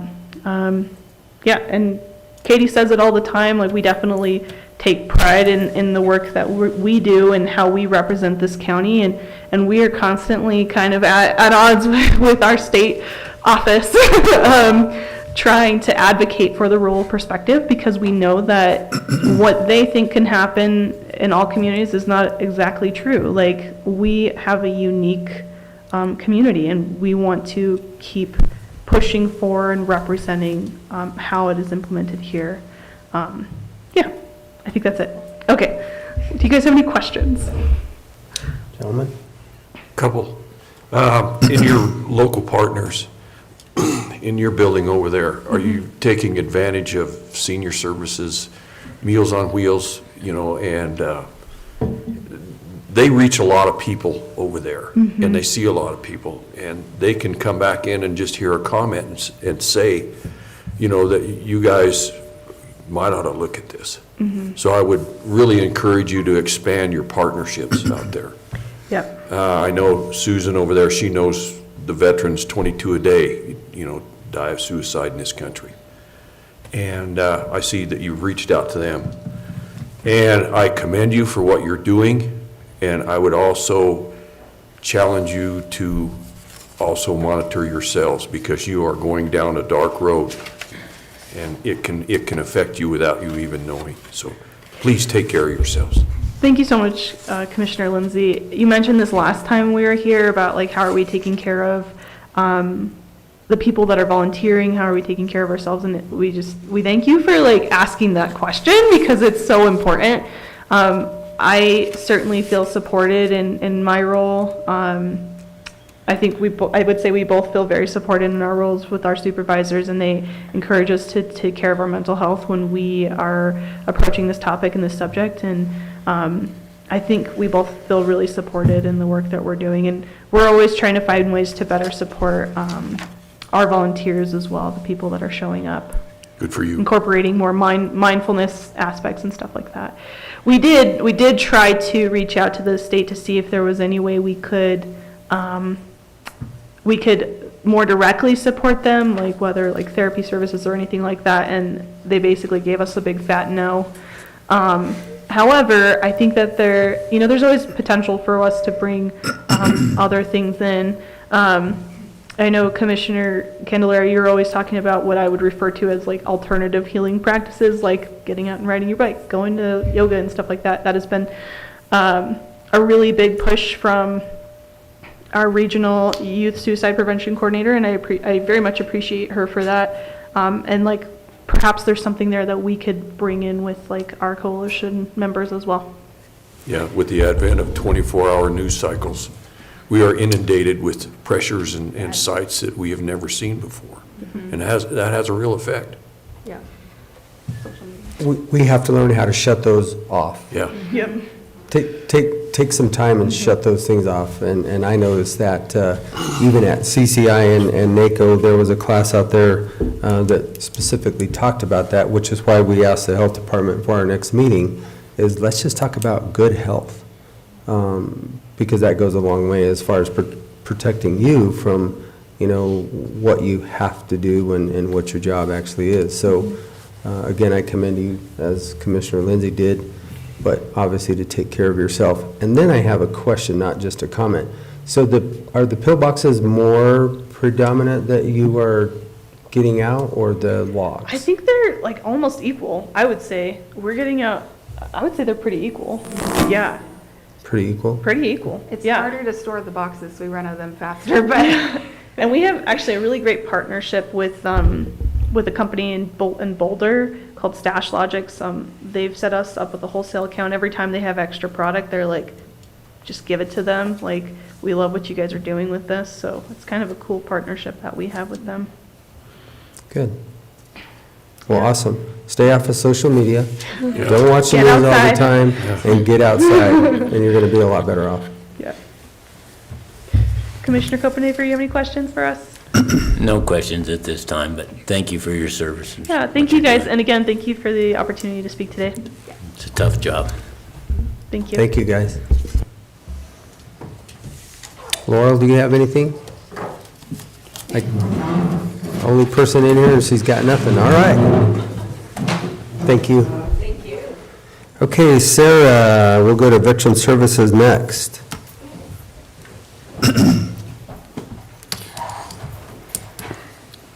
I don't see Jennifer, so. What's that? I don't see Jennifer. I don't either. Good morning. Good morning. So Commissioner Lindsay sealed my fate. That's like the 8th person since January 1st that's called me Susan. Yeah, All my veterans call me Susan, so I'm changing my name. it's Sarah. I called you Sarah. I've had a week of this. It's all good. I called Rachel Medina, Rachel Markbank the other day, and just, Oh, Blew it. boy. Oh, boy. too many Rachels, now we got Susans and Sarahs. Anyway, welcome, Sarah. Thank you for having me. So January has been a pretty busy month. We've been little busy bees over there, working, training, just doing our thing. We served 399 people for the month of January. Our financial report, we had expenditures of $10,615. Office activities, January 2021, we had 95. And these are appointments. These are people that walk into the office. And in January 2022, we had 110. So that was an increase of 15, which is really good. We're seeing an uptick there. We had 8 new clients, and we filed 3 claims this month, or in January. Yes, that's very low for us. Usually we're 10 to 15 claims in a month. But January this year was more of a cleanup from 2021, and we had a lot of veterans who had healthcare needs, who were needing resource needs, just kind of struggling right now. So we spent a lot more time focusing on helping them get the resources they need and making sure that they were tapped into healthcare and things like that. So that was the majority of our visits with people, was geared towards healthcare needs. For the indirect income for January 2022, we had 8 favorable decisions. 1 was confirmed and continued, and 1 was unfavorable, which equates to $10,256 and some change for new monthly payments. The annual total is $123,075, and retro payments were $54,974. Really good start to the year. Any questions on that? So in the month of January, actually it was in February, beginning of February, we met with the State Department of Veteran Affairs Director. He's new this year. He's been with the VA, the state VA, for several years, but stepped up as director, David Callahan. So he came down here with one of our regional state VSOs, which is like a new position. I'll explain that in a minute. He wanted to check in with all of the VSOs. How are we all doing? What changes can we recommend? So we were able to give our input as far as like being rural, some of the things that we need access to, cutting our budget, other things like that. So we were able to bring up a lot of things that he realized that weren't being addressed from the state level. So a really good positive interaction, and we've got new updates, new changes happening on a state level, so hopefully they'll help our local veterans as well. So what the state decided to do last year was to help local counties, all of the counties. They incorporated regional state VSOs, and they installed one in Durango. So we have a regional state VSO named Christy. We've met with her a couple of times, talked with her on the phone. She's kind of our median between our office and the state, which helps.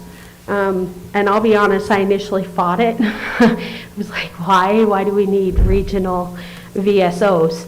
That they're just taking more money away from filtering that down to the counties, and but it's so far has worked out fine. She's a great person. She's been really helpful, and is responding well to any requests that we have in our office for the state offices.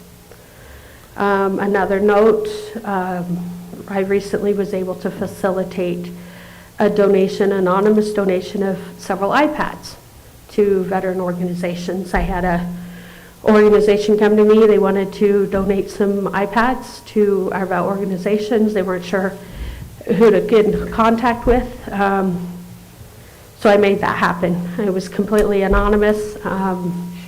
They wanted no recognition, but I thought I'd let you guys know that. Our businesses in the community do care about our veterans, and they are helping in tremendous ways. So that's all I have. Very good. Good. Thank you. Thank you. Thank you very much. Sarah? I don't see, we got it. We got it. Jennifer's not here, so we'll go to Jonathan. Good morning. Good morning, everyone. Sounds like it's a welcome back for you, Commissioner. Thank you. So, I want to appreciate what you mentioned, Commissioner Lindsay, about the seniors, and the same for you, Commissioner Candelaria, about the technology. A couple of months ago, I did an article, I do the newsletter, and they know that, and I might have mentioned this in a brief here, that we talk more and more often than ever because of technology. And yet the actually 45, in particular 55, are more lonely than ever. And it has to do with socialization. There's not this face-to-face, this peer-to-peer. You know, if you guys come by my office, we'll end up chatting for an hour. Alan Mays comes by to set up the calendar for their group, and we'll end up visiting for an hour, and that's missing. A lot of that is missing. And this kind of ties into kind of our approach at the senior center, what we're trying to do moving forward.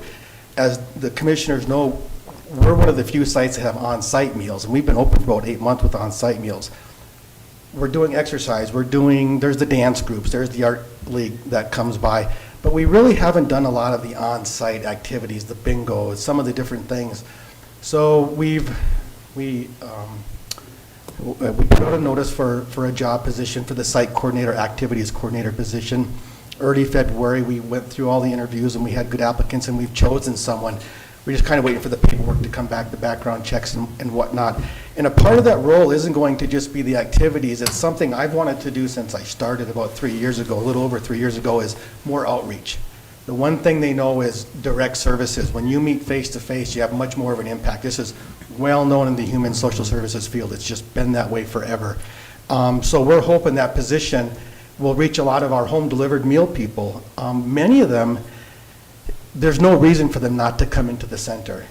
They've gotten into the habit of getting a meal, they've gotten into the habit of staying home, it's convenient, or for whatever reason. So we're really hoping that we can kind of take our center and our centers, Mancos including, and Dolores as well, kind of to that next level where it is more open, it is more sociable. Again, we know we have activities, we have we have 6 exercise groups now, we've got the dance groups, those things are going on.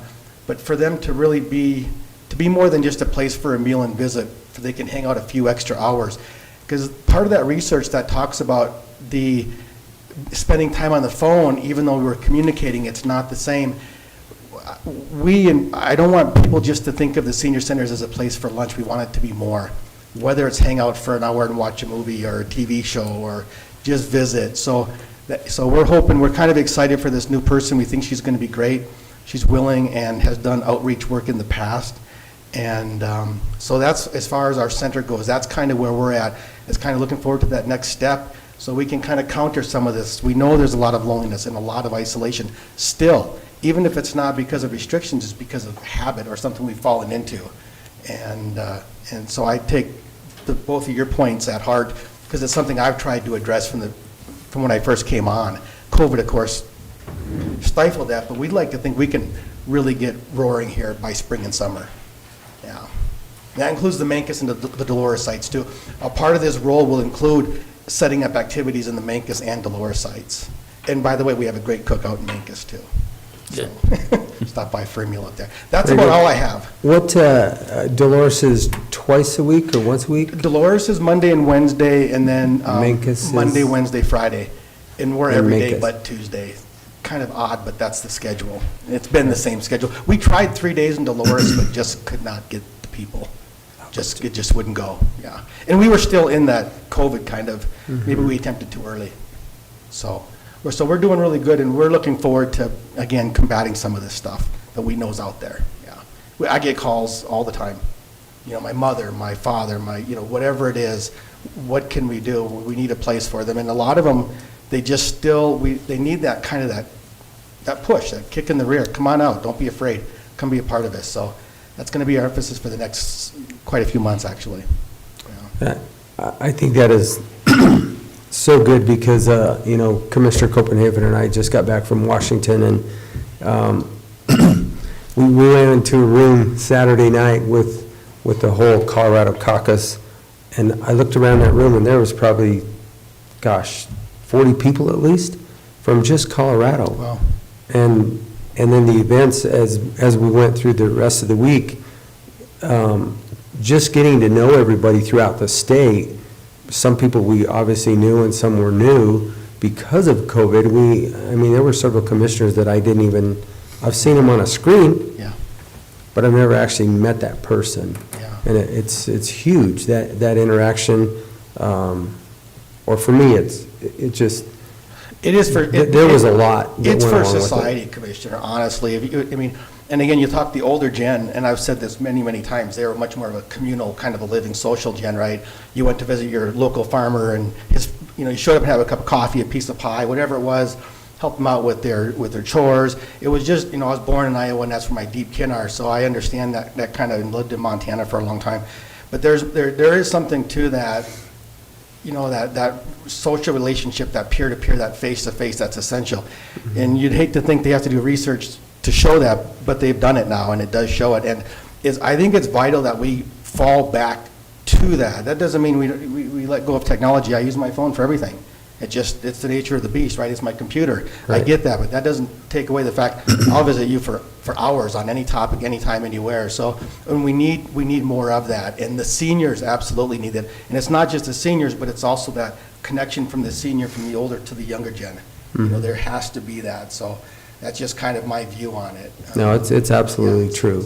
It doesn't matter what age you are. I think the seniors are lacking it.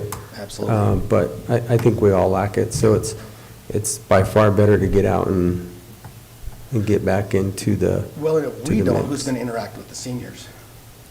I mean, there has to be that cross-generational socialization. It's just critical. So that's about all I have for everyone. So. And obviously, technology is not going to go away, and there are some times that it's super convenient. It is absolutely It's very essential. convenient. I wake up to see if we're still here today, so. Well, I've seen, just at the senior center, and also where my father is, there's some seniors out there that are more computer literate than I am. That doesn't say much, but sure, they're getting good at it. Yeah. Oh, and I think it's incorporating something into our lives. It's no different than medicines or newer vehicles. We wear seatbelts now. There's modernization is always going to happen, but the concern is falling away from life in general, where this becomes an excuse to live. This is a long time ago, and I'll be really, really quick. I know it's been more than 10 years ago, because I was living in Montana, and I saw one of these shows. They were selling a computer, and the way the person was selling it, the idea was, this is your new friend, this is your new partner, this is your new person.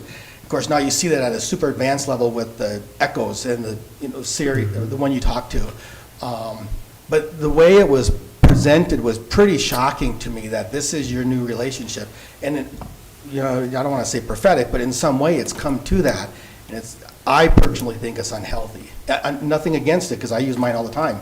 Whether it's banking or whatever it is, I use my phone for all those sorts of things, bill pay, all of it. But that doesn't take away, we still have to have this relationship of, if I see Ian at a restaurant, I'm going to visit with him, say hi, or whatever it is, or much longer in other instances. And I think there's nothing that says we can't have a phone and have a, peer-to-peer conversation. So, yeah. Agree. Thanks, you guys. One other thing. Yes, of course. Changing subjects. Yes. I was on a Housing Solutions meeting last Wednesday, and they mentioned 202 housing financing for senior citizens. And it was just in passing, but I caught it, and Steve Garcher from Dolores County, both him and I want more information on that and how we can help seniors with financing for housing. I'll look into that. I'm not familiar. I know Dave Nelson is on the 25th. Yeah. Is doing a presentation over in the annex. They're set up for housing, and I've got the information. The different packets they sent out. I'm not familiar, honestly, at all with what's available for. We send them over to Southwest. Right. This came from Elizabeth Salkind from Housing Solutions. It's called 202. Yeah. I did receive a call from Tammy Miller in Durango with Housing Solutions. In fact, we've been playing phone tag, and we get a grant from them, and she mentioned something she wants to talk with me about. We just haven't been able to connect. Yeah. And maybe it's something along those lines. If not, I will ask it.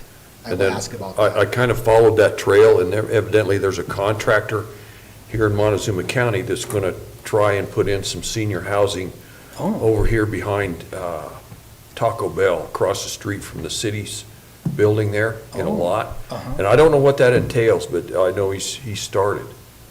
That corner section across from the rec center. Okay. I'll look into it, and when I find out, I'll zap to you. Sure. Inform you, see what's going on, what it is. Okay. Yeah, you pick up these little breadcrumbs here and there. Yeah. Well, there's obviously a need. Right. Yeah, absolutely. And I was of course, shopping at City Market, and up comes one of our county residents, and he was real interested in senior housing. One of the things we see that I've seen is seniors who can no longer take care of their property. Yeah. And their kids aren't around. Uh-huh. I've actually had several ask about, what do I do with it? I had one lady wanted to donate their property to us, and this is when I first started, I said, I don't know, you ought to go see the county on that, I don't know. But she couldn't take care of it, and this is something we get a lot because of we have a little handyman program to help with some small repairs and stuff, and we get, well, many of these places it's not minor repairs, they've got a lot, and they just can't take care of it, or the cost, friends aren't around, family around, it's again, having those different support groups aren't around. Yeah. Housing Solution does a lot of that. Yeah. They do, yes, they do. Yeah. So, Yeah. And we toured that plant up in Buena Vista, and this is a fit, for this. This is really, those guys build the units that are just amazing, and for senior housing, you can put them on a truck and bring them in here, set them up, and, Wow. their house, they're not a mobile home or anything. They set on foundations, they're all connected, and so. The units over on Second are really nice. We deliver to them quite a few meals. Those are Yeah. really nice too. And we always encourage people to go that route because it's obviously a need. But if you're talking single kind of family housing units, that's interesting. It really was. I mean, it all sort of just came together. I'll do some looking into it for you. Okay. Absolutely. If you have any questions, Yep. call me. I'll give you what I can. but Okay, absolutely. Okay. Appreciate it. okay. Thank you. Yeah. Thank you, Thanks, Jonathan. Commissioners.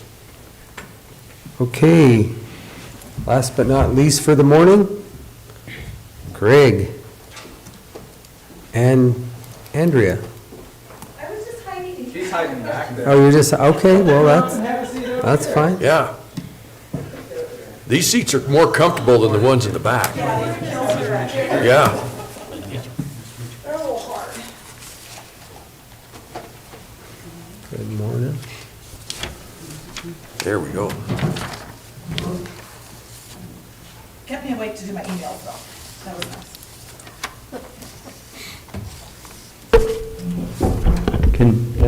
That's all. Well, good morning, everyone. I'm going to start out today. I know I presented this to the commission last year. However, we completed our it was done statewide through Colorado State University Extension, but our local Montezuma County 2021 Community Needs Assessment Report. And I'm just bringing the summary to show off today. There's a larger report that I gave to Shaq that was going to be given to you all as well too. And kind of just lays out what was done through our community survey that hit around 100 people, but also the stakeholder meetings we had with other community organizations. And then, as you can see, it kind of looks at the needs, the solutions, kind of breaks it up into major categories, into community economic development, health and well-being, household, family and finances, food and agriculture, natural resource and environment, personal property and yard and land, and also youth development as well too. And so we'll use health and well-being as an example, as a way that your CSU Extension Office is connecting, and as you heard today with both Katie and Arlena being on the Suicide for Everyone, Suicide Awareness for Everyone team as a collaboration of how important mental health is to our rural and agriculture community, and teaming up, like Arlena said, we will be doing a presentation for the Rocky Mountain Farmers Union coming up in March, but then also at the Ag Expo doing a more in-depth COMET training that stands for Changing Our Mental and Emotional Trajectory, and this was made by rural Coloradoans for rural Coloradoans to start the conversation around mental health. So we're really excited to be teaming up, but that shows like an example of within our community solutions of the stuff we're working on. We just finished up last week with our Livestock and Forage update that was held in Dove Creek up in the Dolores County office. We're continuing with our drought advisor trainings, leadership trainings. I love what's happening, and I hope it keeps on snowing, but we're in some long-term climate issues. And the way we kind of explain it in our drought advisors training is we cannot predict and obviously know what weather conditions we are going to have, but what we can do is we can prepare for it. And so if we continue to get low moisture, then we can make educated risk decisions for our agricultural operations. And so really training agriculturists, landowners to develop drought plans so that they are educated and aware. And like I kind of explained, a lot of farmers and ranchers, you know, it's on that napkin or it's up here.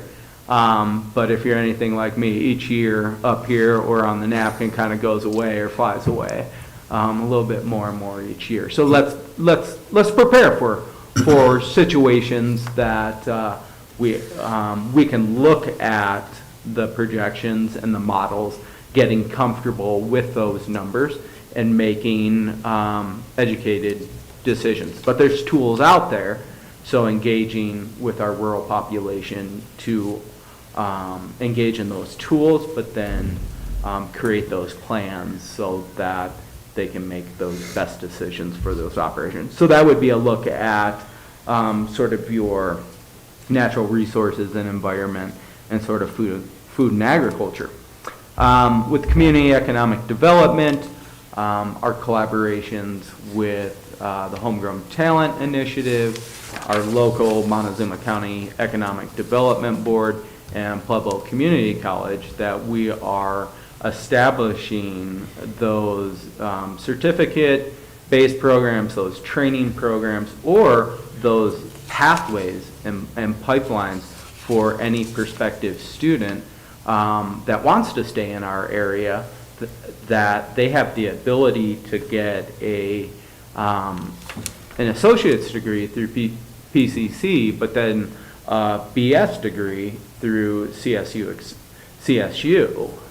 So they have that opportunity here locally, or identifying our industry partners here in Montezuma County and what is emerging in our area with more people coming into our community, and making sure that we have a prepared workforce, particularly for the industries in our area. So really curtailing these educational programs for that. So that's been, I know, a big part of our economic development team, where CSU is taking a lead, and our collaboration with other higher education institutions right here in Montezuma County. And so where I was going with all of this is that please take a look at it, look at the larger needs assessment as well too, other than the summary. And within, I believe, the next couple of months, we will have either the director or the associate's director of CSU Extension coming down to our area, and I will update everyone and see if we can get a good work session time to sit down and really get to know campus administration a little bit more, but how we look to strategically from CSU as a campus to our extension offices through our regional approach to attack some of these solutions to community problems you hear every day, but how your CSU extension office can work towards those.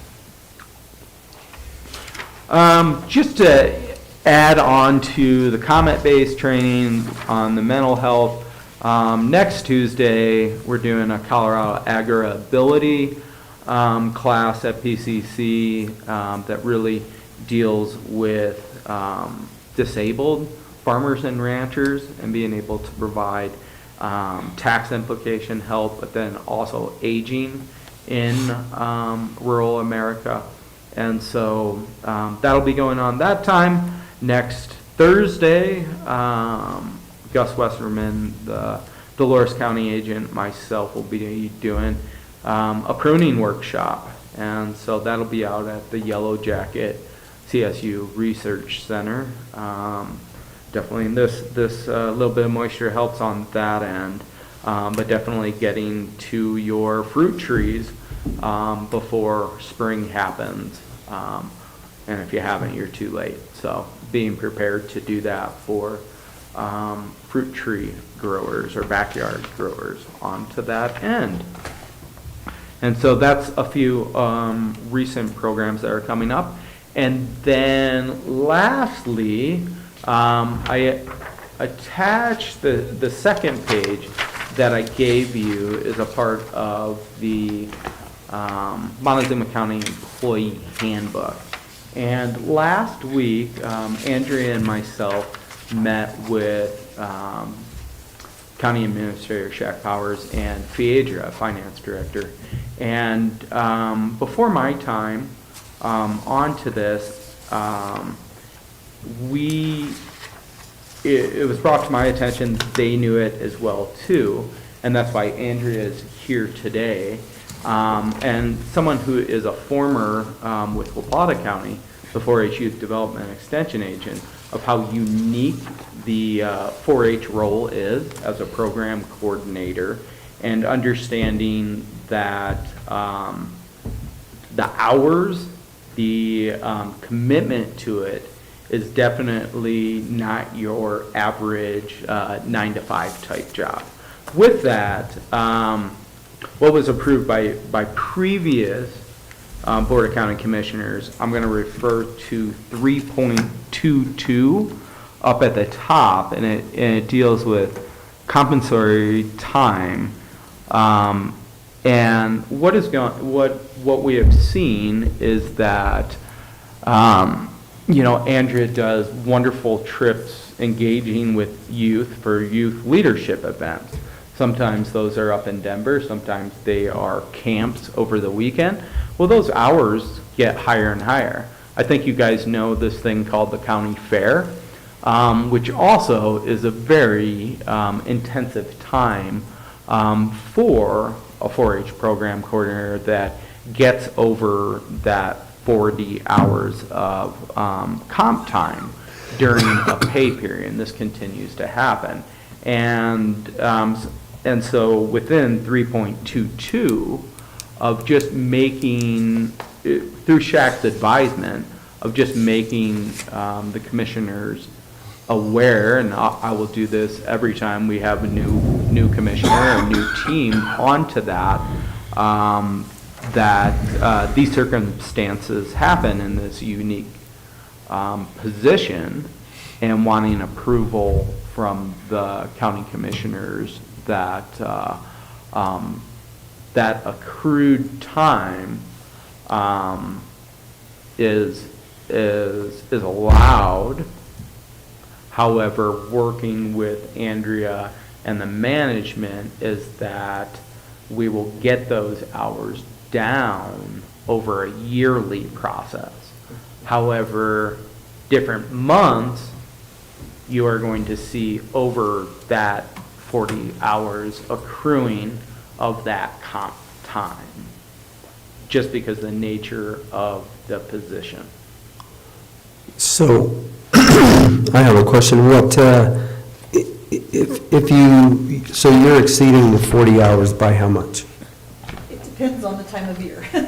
So by the time we get to county fair, that's where the biggest things come into play. Is like when we're doing state conference, when you're getting kids from 7 in the morning to curfew is at like 11:30. Those amount of times when I come back, I'll have that 40 hours right then when I come back, because of the amount during that week, because of the way that the comp time is accrued through the county system. So then like county fair, when you put in 80 hours of normal time, then times that times the time and a half for that 40 plus. So what happens is it's kind of like construction. During the summer, we go and blow, we're dealing with the kids. Come fall, come that October, November, December, then things kind of slow down. So what we had done in the past is basically had been given permission to go over that 40 hours, which was in the handbook, and then in the fall, take that time off as that extra bonus for working those hours during the summer. what happens is like, the end of January, when I went to LDC in Denver, had kids for 3 weeks, or for 3 days up there, came back, had a lot of that beginning of the year trainings. So it immediately put me over those 40 hours. I can't necessarily come back and then take that time off to get back underneath that 40 because of the fact that we've got things that have to happen during that time period. So basically, the agreement in the past had been, let me have my hours, let me do my job, and then in the fall, I'll take some extra time off.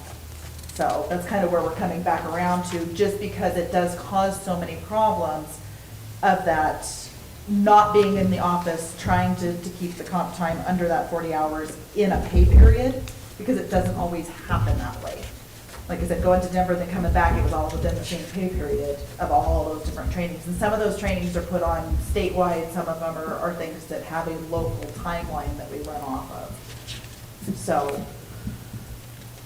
Commissioners, if you wouldn't mind, I would like to, I would like to not make a decision on this today. I'd like to look at some of the applicable laws, because when we talk about going over 40 hours, there's certain restrictions in terms of when we have to pay overtime, when we don't, those sorts of things. And so I think this is something that we need some more time to look at and just make sure that we're on the up and up.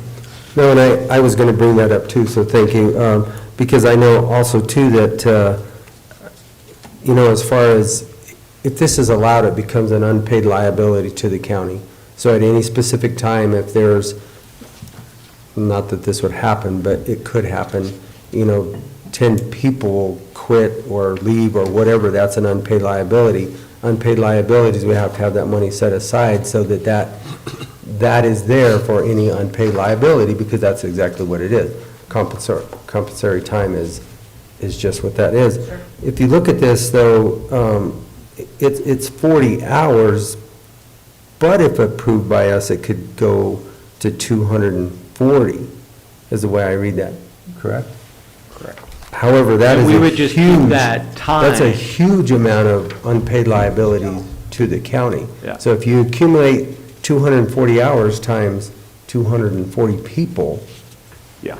so you know what I'm saying? I mean, so from a fiscal responsibility, we have to really pay attention to that as far as the unpaid liability, because those funds have to be set aside and they have to be there all of the time. Sure. Which would be my biggest concern. I understand what you're saying. Now, there are other ways to approach it also. You are an FTE for us, the county, not CSU. So, and you are still exempt or non-exempt employee?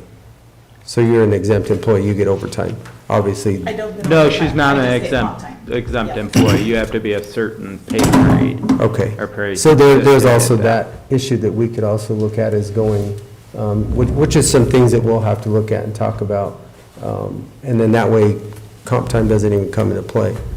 So being exempt or non-exempt. So there are some things that we can discuss and look at. But for me, just from a fiduciary responsibility, an unpaid liability is an unpaid liability, and it's hard to, you know what I'm saying? Yeah, absolutely. And I understand what you're doing, and I understand that, just like construction, you blow and go when the time is right, and then the rest of the time you go into a different manner. So, we can have that discussion, gentlemen, for sure, and we'll look at it, not that we're going to make a decision at all Sure. today. Sounds good. And then the last thing, I didn't want to add it on to another thing, but our livestock and agriculture agent looking to come next month, so she can meet the new commissioner, say hello. I know there's something with maybe an AI workshop in the future for the fall, maybe working with Mr. Bob Bragg as well too, and look forward to your advice to our extension office with your expertise in the veterinary field. If you're going to do an AI class, do it later toward the spring when people are actually going to go out of that class that's what and we thought. actually use Yep. it, not wait a while, because you wait 2 or 3 months before you use it and you go, Forget. well, Yeah. you don't so much forget it. it's a feel. You got to be able to do this thing by feel, and there's no looking at it, there's no sight, you're doing it all by feel. And when you do that, once you learn how to do it, you need to do it. Yeah. You need to go out and do it. If you're gonna learn how to do it, you need to get the hands on and keep doing it right away, not wait for a long period of time before you try to do it. 'Cause No, practice makes perfect, in a lot of Yeah. ways. Yep. Well, and just that, if you have that training and then there's a big gap before you use it, which most people use it in the spring. Right. And they won't use it in between there, they lose it. Gotcha. And then they get discouraged because they don't have very good luck. Well, that's why we want you on our committee to organize in that, which would be great. So that's just heads up. Let's try to do it that way, so that if you're gonna do one of those, let's try to do it where people will actually. And I know Emily with Bob Bragg have been talking Yeah, on that Bob will- end as Bob will well. be on board with that too. Yeah. Yeah. Makes good sense. Perfect. Any other questions? Where's Emily? She just got, well, I said, I didn't want to add another one, so it'll be next month. She'll come. Yeah, Yep. that's perfect. Yep. Okay. No, thank you, guys, I appreciate Take it. Have a great day. I have to fix your thing though, because it's falling. It's like only half in there. Uh-oh. You're official. Yeah. That was probably the Thanks, guys. Thank you. group ahead of us. Okay, gosh, we're doing great. So Still don't see I did talk Jennifer. with Jennifer Morris. Schools are on 2-hour delay, so she's pretty well booked up this morning. That's fine. It doesn't look like we'll go into this afternoon, so we'll just skip her. Nope. So, okay, I guess we'll go to unfinished business, and then we'll move our executive session after that. Is that okay with you, Ian? Or do we Well, want? my only concern is we've got it on the agenda for 1:30, so I think we probably should Move come that back back at to 1:30 and Okay. follow the agenda. Okay. Well, Oh, here he comes. Would you like to hear from Jennifer then? She's available at 1:30 if, I'll leave that up to her. We'll come back and do unfinished business in the executive session at 1:30. But we see Mr. Dietrich here, so I'll go ahead and start his report, and then I do want to finish the one Forest Service contract that you had presented to us. And I have some other things I need to report on too, so. Okay. All right, Jane, come on down.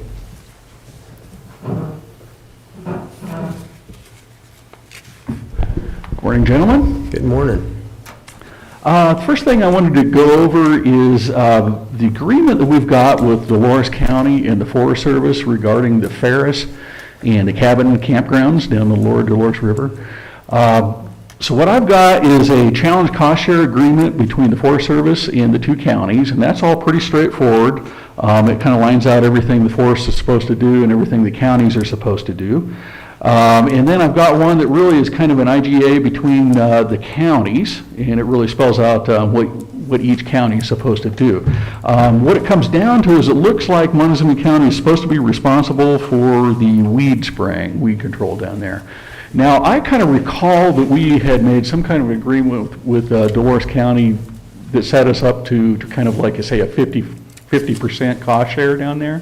But I'm not clear on that. It wasn't something that came through my department when this was all organized and everything. So I don't really recall what the agreement was. I did call Dolores County, and what they suggested is that we just have a workshop with them and just talk about where we're at with this agreement, if it's working out with everybody. It may be that, so they've sent us a bill for the weed control as well as for some porta pots and a little bit of other maintenance down there. And it really comes out to be about $1,800. It's not a lot of money, but it is something that we're committed to. So anyway, it might just be good the next time we get together with Dolores County to talk about this in kind of a workshop format. Make sure we're all on the same page. And then the other thing I think is, where the Forest Service is with everything. They're citing lack of funding and lack of use for decommissioning both of those campgrounds. But I don't know, given the last couple of years, what we've experienced out there, is that still the case? I imagine the funding is probably still the case. I would anticipate the demand is probably increased. Yeah, do you have any idea what the use is? I don't know what the use is down there. No. I'm not sure we have any numbers on that. There might not even be a way to track it. Very well may not be, I don't know. I don't think there is a way to track it, but I can tell you, when I go down there in the summer, there's always somebody in those little campgrounds, and I think they're only for day use, right? That's correct, yeah. So, I think one of them may be open for dispersed camping, and I don't recall which campground it is, but, car camping kind of a deal, so, yeah. so that's basically a 50-50 split for the weeds and what we do down there? Yeah, that's my understanding, is what I recall. But again, it didn't work through my department when we arranged this, so, it might be worth visiting with Dolores County, make sure everything is, where we need it to be. So, I think they're interested in both counties for keeping those areas open, and so whatever we can do to work with Dolores County is probably acceptable, so. We flowing these funds through the weed department? I'm sorry? Are we flowing these funds through the weed department? No, and that's part of the question about it, because I get an invoice that comes from Dove Creek Mandatory Weed Department, and so it's, it's invoiced to the Dolores County Commissioners. So, really, I need to have an invoice that's to us, if that's, what we're fixing to pay, and we need the W-9. So there's some of that kind of yard or housekeeping to take care of. But again, I don't think any of you three gentlemen were involved with any of the original agreement. So it's probably worth just talking to the commissioners up there and figure out where we're all at with everything. So. When did they decommission those? It's been a decade, probably? Well, I'm going to guess, maybe it hasn't been quite that long, but I'm going to say maybe 2015, 2014, something like that. Gotcha. So, now the most recent agreement that we've got is with the Forest Service, and that's got Julie Keibel's signature, and it's 2020. So this has been revisited, but I suspect not between the counties. I think just with the Forest Service is what it looks like here from the paper trail. Well, that would be in Dolores County, right? That's correct. That's all in Dolores County. You still have to come. Well, now I think actually at least one of those campgrounds is within Montezuma County. I think that cabin is in Montezuma County. Yeah. So they may both be in Montezuma County. I know it's right on the county line up there. Gosh, I got to be real close. I don't. Yeah. Now, in terms of the use, I think it's pretty clear that Dolores County citizens probably use those areas pretty extensively. So very important to them. And, they always said they took, field trips down there, especially to the one, I think it's the cabin campground that's got the, the sidewalk that goes along the river and everything. And they take field trips down there on a regular basis. So it's a pretty important community asset for Dolores County, I think. It's basically $1,800 a year is what it's costing us? Yeah, that's what it looks like, yeah. I asked Phaedra if she couldn't find any past bills on this, so I'm a little curious about, how this arrangement has taken place in the past, what we've done, what we paid, because she hasn't been able to find any past bills on it, so. Okay. Questions, comments? You want us to hold off on signing this until we have that meeting with Dolores County? Yeah, I think it'd probably be good to visit with Dolores County first, yeah.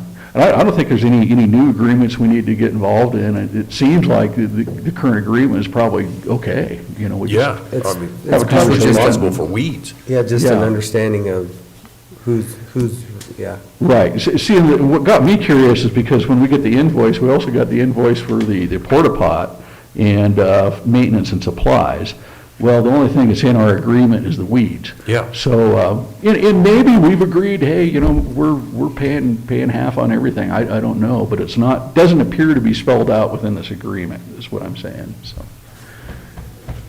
Anyway, I think that's something we can easily work with those folks on, and we'll just figure out who's doing what, and You might we'll get squared away. also talk to Bonnie and see what she thinks it would take for us just to take care of the weeds down there too, because they're not that big. They're pretty small areas. Yeah. Correct, yeah. And she may be doing work up there anyway, and if it's easier for her to just go do the application versus us work through this invoice, then that's probably the way we should go. But we can figure those things out. That's just what we need to visit about, I think. So. Also want to mention that, got the notification on the MMOF grant funding. So I've been doing some research onto that. I've talked to FWHA on that. I'll also talk to CDOT.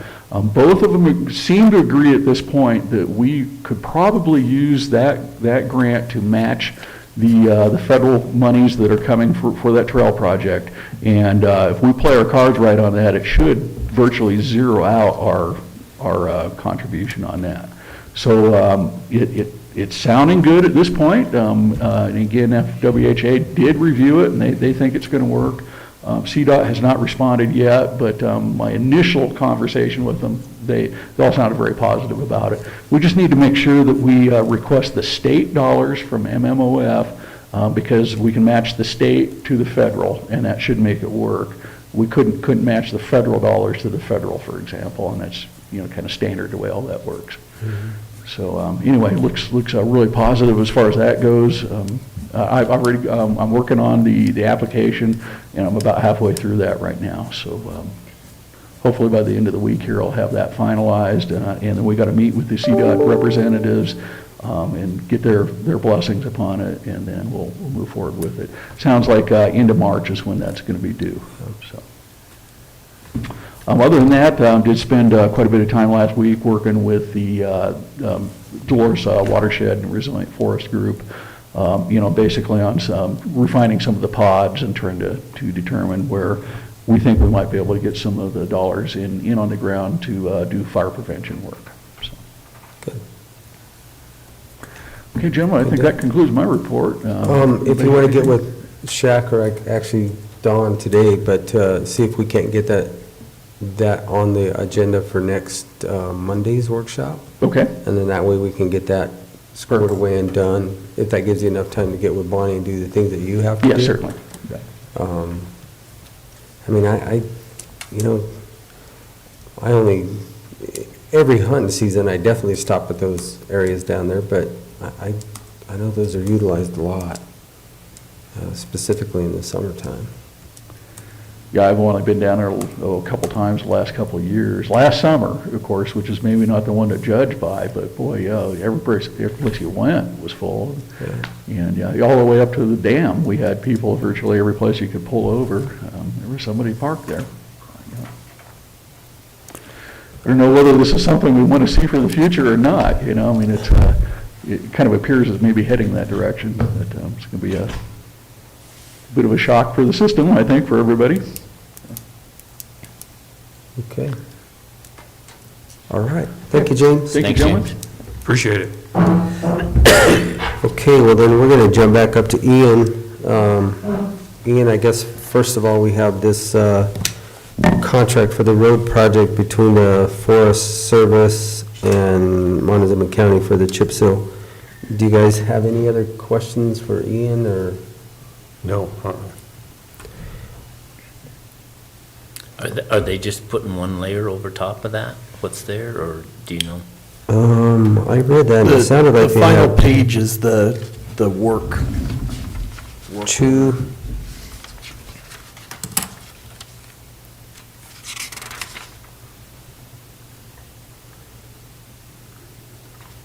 you see the last page? Or the second to last page. I thought I read it in there that they were doing two lifts. Go up a little bit. Keep going. So they're going to haul, spread, and compact 150 tons of asphalt to repair the worn chip seal edges and fill the potholes before bring the road back to a safe driving surface first. Mm-hmm.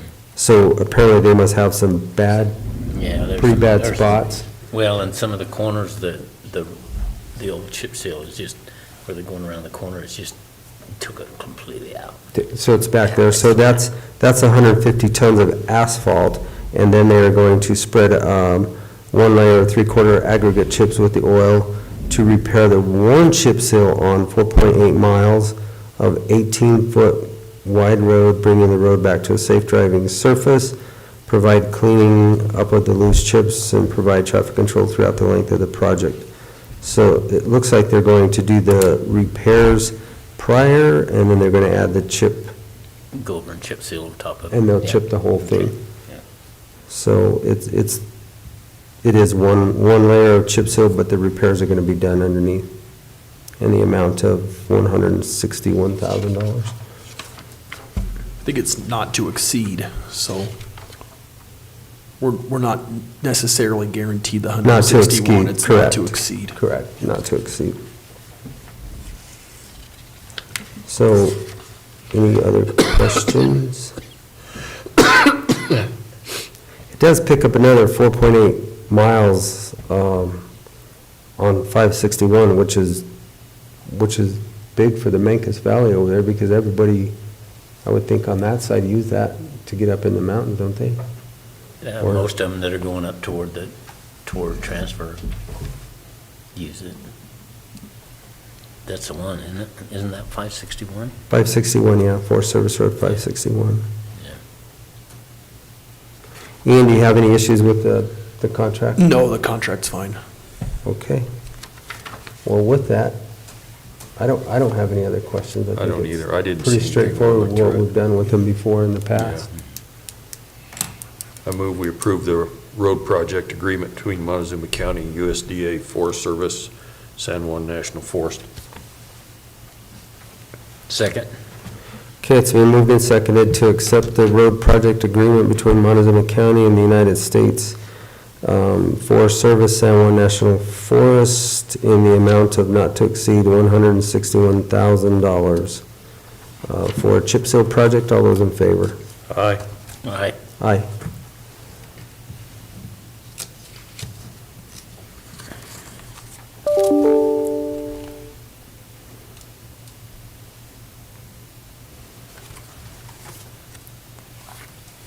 Okay, all right, Ian. Another issue I wanted to bring to your attention, and I need the board's guidance on this.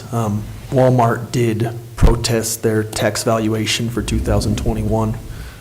We are set for a hearing with Walmart in front of the Board of Assessment Appeals in May of 2022. Been in contact with Walmart's attorney. In essence, what's going on right now is Walmart has an almost identical case with Adams County that's going on. Walmart lost at the Board of Assessment Appeals.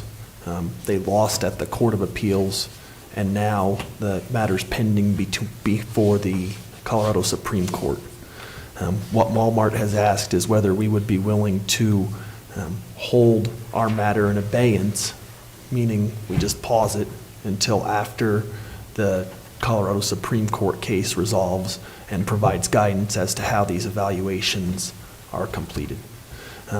I've reviewed it. I don't think there's any disadvantage for our county in doing this. I mean, in essence, most likely that Colorado Supreme Court case is going to dictate how these valuations are done. And so if we agree to hold this in abeyance, if it's a favorable decision, then we'll know, and then we're not even gonna have to litigate it. It'll just be off the table. So I would recommend that we go ahead and hold this matter in abeyance. We can file a motion with the Board of Assessment Appeals. We'll wait on the Adams County issue and go from there. I did talk to Leslie about this a few months ago. She didn't have any issue with holding this in abeyance. I think it's probably, I don't think there's a huge disadvantage for us. So if the board's agreeable, I will get that filing made. Yeah, I don't. Yeah. I mean, it makes sense, because if they get done with Adams County first, ours might be super Exactly, simple. exactly. Well, and really, I mean, I think what's really critical is Adams County has had success at the Board of Assessment Appeals and the Court of Appeals. And so, this is sort of a last-ditch effort by Walmart to try to get a different ruling. But, again, there's no disadvantage for us in holding this off. And I think we all agree that you can go ahead and hold that.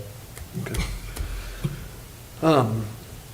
Another thing I wanted to bring to the board's attention, I did get an email last week from John O'Rourke at the Colorado Department of Health and Environment, CDPHE, regarding Ironwood.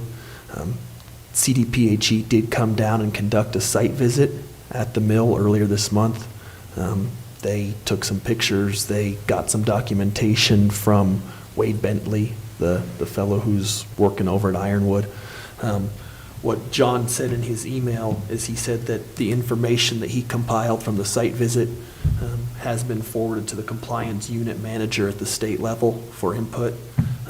They're going to review the documentation, then they're going to staff the matter, and he said as soon as they do that, they'll get back to us and let us know what, if any, assistance the state may be able to provide. So that's what's going on with CDPHE. I really tried to press for a timeline, and I didn't get a timeline. So that's where we're at, but John has been real responsive, and he did say that he would get back to me as soon as they come to some kind of conclusion, so. Good deal. One other thing I'll mention on that too, and I was talking to the emergency manager this morning, but one of the classes that we were in out there at NACO, the BRIC funding, and I don't have the acronym right off the top of my head, other than I know that it was BRIC. That was also another alternative that might be able to help us, because more than likely we're going to end up having to clean that up. But I got that information to the emergency manager so that you can keep working on it. Here again, we don't have a time frame, but we all know that it's, urgent to try and get that thing cleaned up. With your conversation with Wade, or did you have a conversation with Wade? I haven't been able to have a conversation with Wade, no. Okay. So, all right. and then one last thing, we do have our land use violation case down on Road 23.6. That's the property that's owned by Charles Fish. We have filed a motion for a default judgment. Hearing on that motion is set for early March, and so Don and I will go to that hearing, and assuming that the property owner doesn't show up, in essence, we'll calculate damages, we'll ask for an order to get it cleaned up and continue moving it forward. We haven't had any response from that landowner. The court did enter a default, so now it's just a matter of calculating damages, the amount of damages that he'll be liable for. And so that's set for March. Other than that,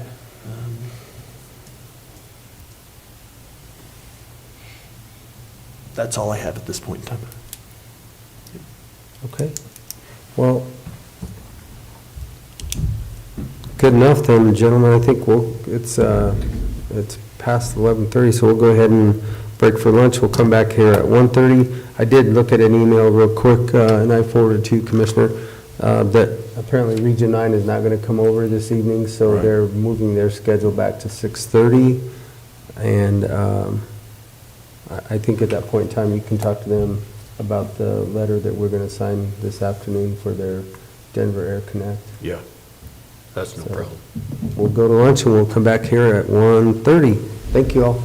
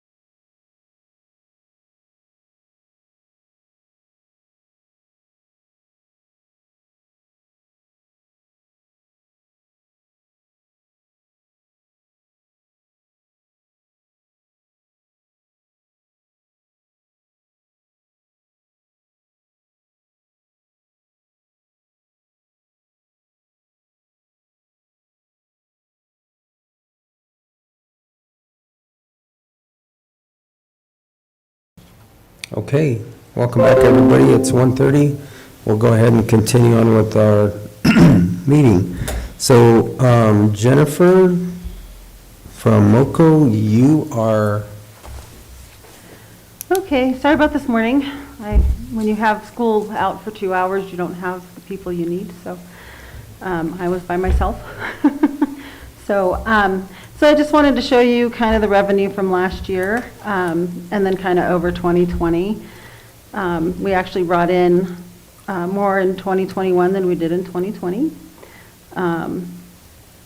It's actually less leftover though from year to year, which is kind of different, but so this year we ended up with a revenue of 227,466.77.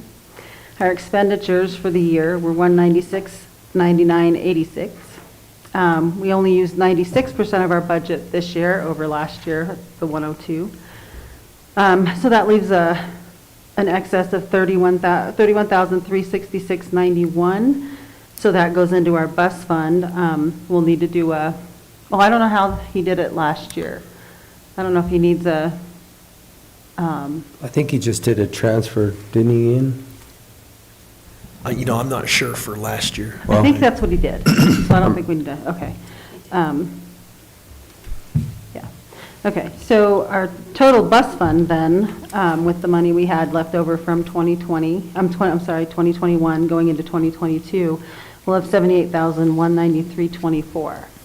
So if we do need to get a new bus or something for it, we can do that. But that's pretty much the short and sweet of it. Still waiting on getting contracts signed. They're all done on their end, so I guess the next step will be send it to us, and then you'll sign it, and then we'll send it back. But still haven't gotten the money for the fixed route either. It's just going through the process, I guess. So hopefully that'll be soon, and then we can get that started this year. So. But that's about it. Any questions? No, how is the last bus we got, what, is about a year old now? Or is it even that old? We have two 2019s and a 17 are the newest, so a couple of years. We just bought that used van last year that had 22,000 miles on it. Maybe that's so. what I'm thinking of, is the van. Yeah, we just got that new van, but that we paid for out of pocket because we didn't get the money last year. We got COVID money, but we didn't get approved for the vehicle last year. I'm not sure where we're at with the vehicle this year. I'm looking to get I'm looking to get a 9-passenger van, like the bigger white van we have, because that seems to work really well for getting more than 1 or 2 people on, but not like, we don't really have a bunch of people. We do have, in July, we're doing a run for the cultural center. They've got 50 people that they need to go to classes for 2 days. So we're going to run them. So basically all of our buses will be running at that point that day, and all of our people may have to ask Shaq to help that one, because we have more buses than drivers. People. Yeah, so, but, that's something that I think was a good call to do, because, it gets us out there and people know, that we don't just do seniors, so. Good. That's about it. I am gonna get some bike racks on them, on the newer ones, out of that bus fund. And then I am gonna get the wraps done. The problem is we have to bring them to Colorado Springs. So I'm going to Colorado Springs for training the end of March. So I'm thinking I'll just drive one of the buses up, or one of the vans, and get it done while I'm up there. And then kind of just do that until they're all done. So. Yeah, that actually makes sense. Whoever's going up there, that they can take, how long does it take them to do the wrap? Couple days? A week? Yeah, probably. I'm going to be up there all week. So I figure if I drop it off to them and I can just, Uber or whatever. I think the class is right there where I'm staying or close to it. So, yeah. So I'm thinking that's what I'm going to do. And then I think I might be able to take another one up in September, depending on where they do the conference, so. I mean, that's just how we're gonna have to do it, so. Until, the new ones will have it. Right, right. Yeah, but I haven't had one yet. So, yeah. So, do you have a picture of the wrap? I do on my computer. Do you wanna? You might, just so that these Yeah. guys are aware of, I mean, because that's kind of been going since 2019. We started talking about the wraps, Yeah. so that you guys kind of have an idea. And what the wrap does is it also, it's just a big billboard, in other words, that lets people know that, hey, MoCo is here, and here's the phone number, call us, and so that it gets a bus service out there and more notoriety. Right, through because the right now wrap. all we have is just the window Yeah. stickers. Which is so. tiny and you can't hardly see it all. Yeah. Actually, if you don't know, you're thinking it's just another Yeah, van or. van or exactly, something going up and down yeah. the road, so. Yeah. If you do have it, just email I do. it to I us. do. Okay. That way you guys can kind of see what the wrap actually It's looks been like. something that's been in the works, or the commissioners have wanted for quite a while. Mm-hmm. The older, the commissioners from before and even before that, I think. It just never You mean there was commissioners older than us? Well, I don't know about older. No.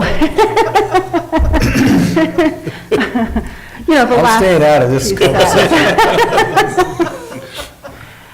I didn't mean it that way, but So, yeah, so it's been ongoing for a long time. It's just last year we didn't get our new bus, and that was the first one that was going to have it. And then we bought this one outright. So I think what I'll do is I'll take the newer one up there and get the wrap done while I'm Okay. there. So we can at least see it. If go to CCI, we can drive one up, Well, I mean, I was just thinking of that because Yeah. I mean, I leave tomorrow to go to CCI for the Thursday, Friday event, although I'm not really sure I want to drive tomorrow. With the snow. I wouldn't. Yeah. But, I mean, as far That's as a the good idea, too. legislative conference is going on, we're going to meet once a month up there, Okay. like normal, so. And does Shaq drive? I mean, does he go with you usually? Shaq will usually go with us to the summer conference, Okay. which is in June, so we could definitely do it at that point in time too, and just drop it off. Right. The only reason I'm asking, because he's actually in the drug pool, so he can drive them. Unless you guys, I mean, it's not like you just have to go get in the drug pool. It's just. So- That doesn't sound good. So I mean, I actually am in a drug pool, not the county's drug pool, but through. You have to be through MoCo. Through MoCO's, okay. Yeah, because it's a CDOT test. Right, basically. which is simple enough to do. Right, yeah, it's just go down, Billy will send you down there and you just do it and be done, So but, I might go ahead and do that also, just in case. okay. Yeah, because if you guys can drive one up, if you're going to Colorado Springs, there's no reason why we can't get them done. A lot quicker. Yeah, that'd be Yeah, awesome. quicker sounds better than waiting until the end of the year. I know. I know, but I will definitely bring one up when I go the end of March, so. Because I'll be up there 5 days, they should be able to get it done, I'll call them and, Yeah, so find out for sure and then just put that in that email with the picture okay, of what it probably takes. Even if we just drop it off and right. pick it up later would be, Yeah, I don't see why, I don't know how long it would take, but I don't see why it wouldn't take but a day or two at the most. and it seems like this would probably be your least busiest time of the year. Maybe not, I don't know, but as it starts heating up, Yeah. I would think they're gonna get busier. Yeah. Yeah, we have people that ride all summer and then don't ride in the winter. Yeah. They stock up and then don't ride in the winter, Okay. but we're getting pretty busy and we're gonna stay, I think, that way for a while. I'll do that. I'll see Billy after the fact, or Okay, after the meeting perfect, today. that'd be great. So, okay. So any more questions? No, thank you. All right, No. you guys have a good day. All right, you too. Thanks, Jennifer. Okay, I guess we'll address our unfinished business, our letter of support. And then we'll go into executive session. There it is. Yeah. Which one? Go ahead, That do that one. one first. So under unfinished business, we have a letter of support. The commissioners met with the city council a couple of weeks ago, looking at one of the providers that bid to the DOT, which was Denver Air Connect for our airport down here for essential air service. And with that, we have a letter of support that we'll give to the city council tonight.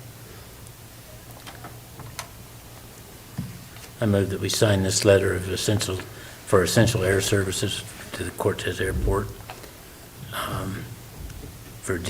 in support of Denver Air. Second. Okay, it's been moved and seconded to sign a letter of support for the essential air services at Cortez, which is a DOT OST 1998-3508, and to a Mr. Falk at DOT. All those in favor? Aye. Aye.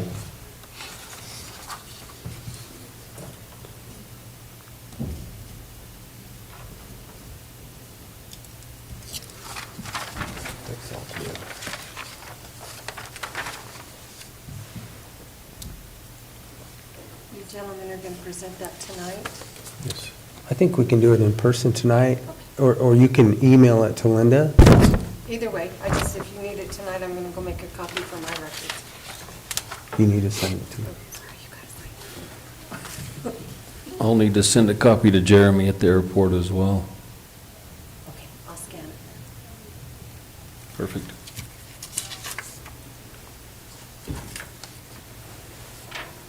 Thank you. Okay.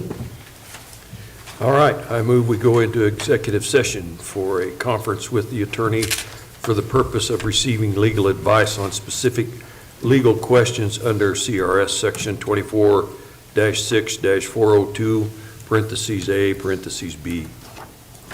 Second. Okay, it's been moved and seconded to go into executive session for a conference with the attorney for the purpose of receiving legal advice on specific legal questions under CRS Section 24-6-402, parentheses 4, parentheses B. Included in there will be the clerk, Kim Purcell, Commissioners Copenhaver, Candelaria, Lindsay, Attorney McLaren, and Planning Director Haley. All those in favor? Aye. And Commissioner, just for the record, this is a executive session to discuss our fiber management, or fiber network. Okay. All right. All those in favor? Aye. Aye.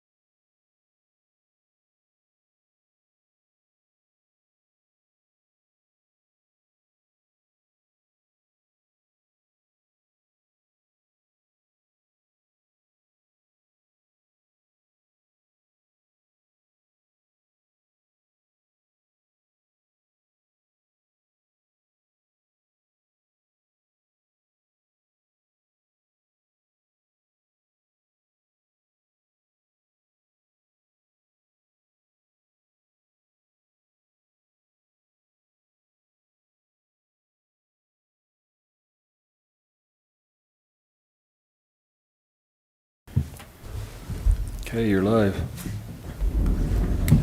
I move we come out of executive session. Second. Okay, it's been moved and seconded to exit executive session and come back to the regular business meeting. All those in favor? Aye. Aye. Okay, gentlemen, the only thing we have left would be our commissioners' report on the agenda. All right. Mr. Lindsay. Like I stated before, I set into a Housing Solutions meeting over the week and answered some phone calls, had some people worried about roads and passed those along to Rob. And also found out that town of Dolores lost 2 businesses over there. Base Camp and Whistler's Walk is what I was told. Sorry to hear that over there in Dolores. And that's about the size of it. Going to go to city council tonight. Okay. Commissioner Copenhaver.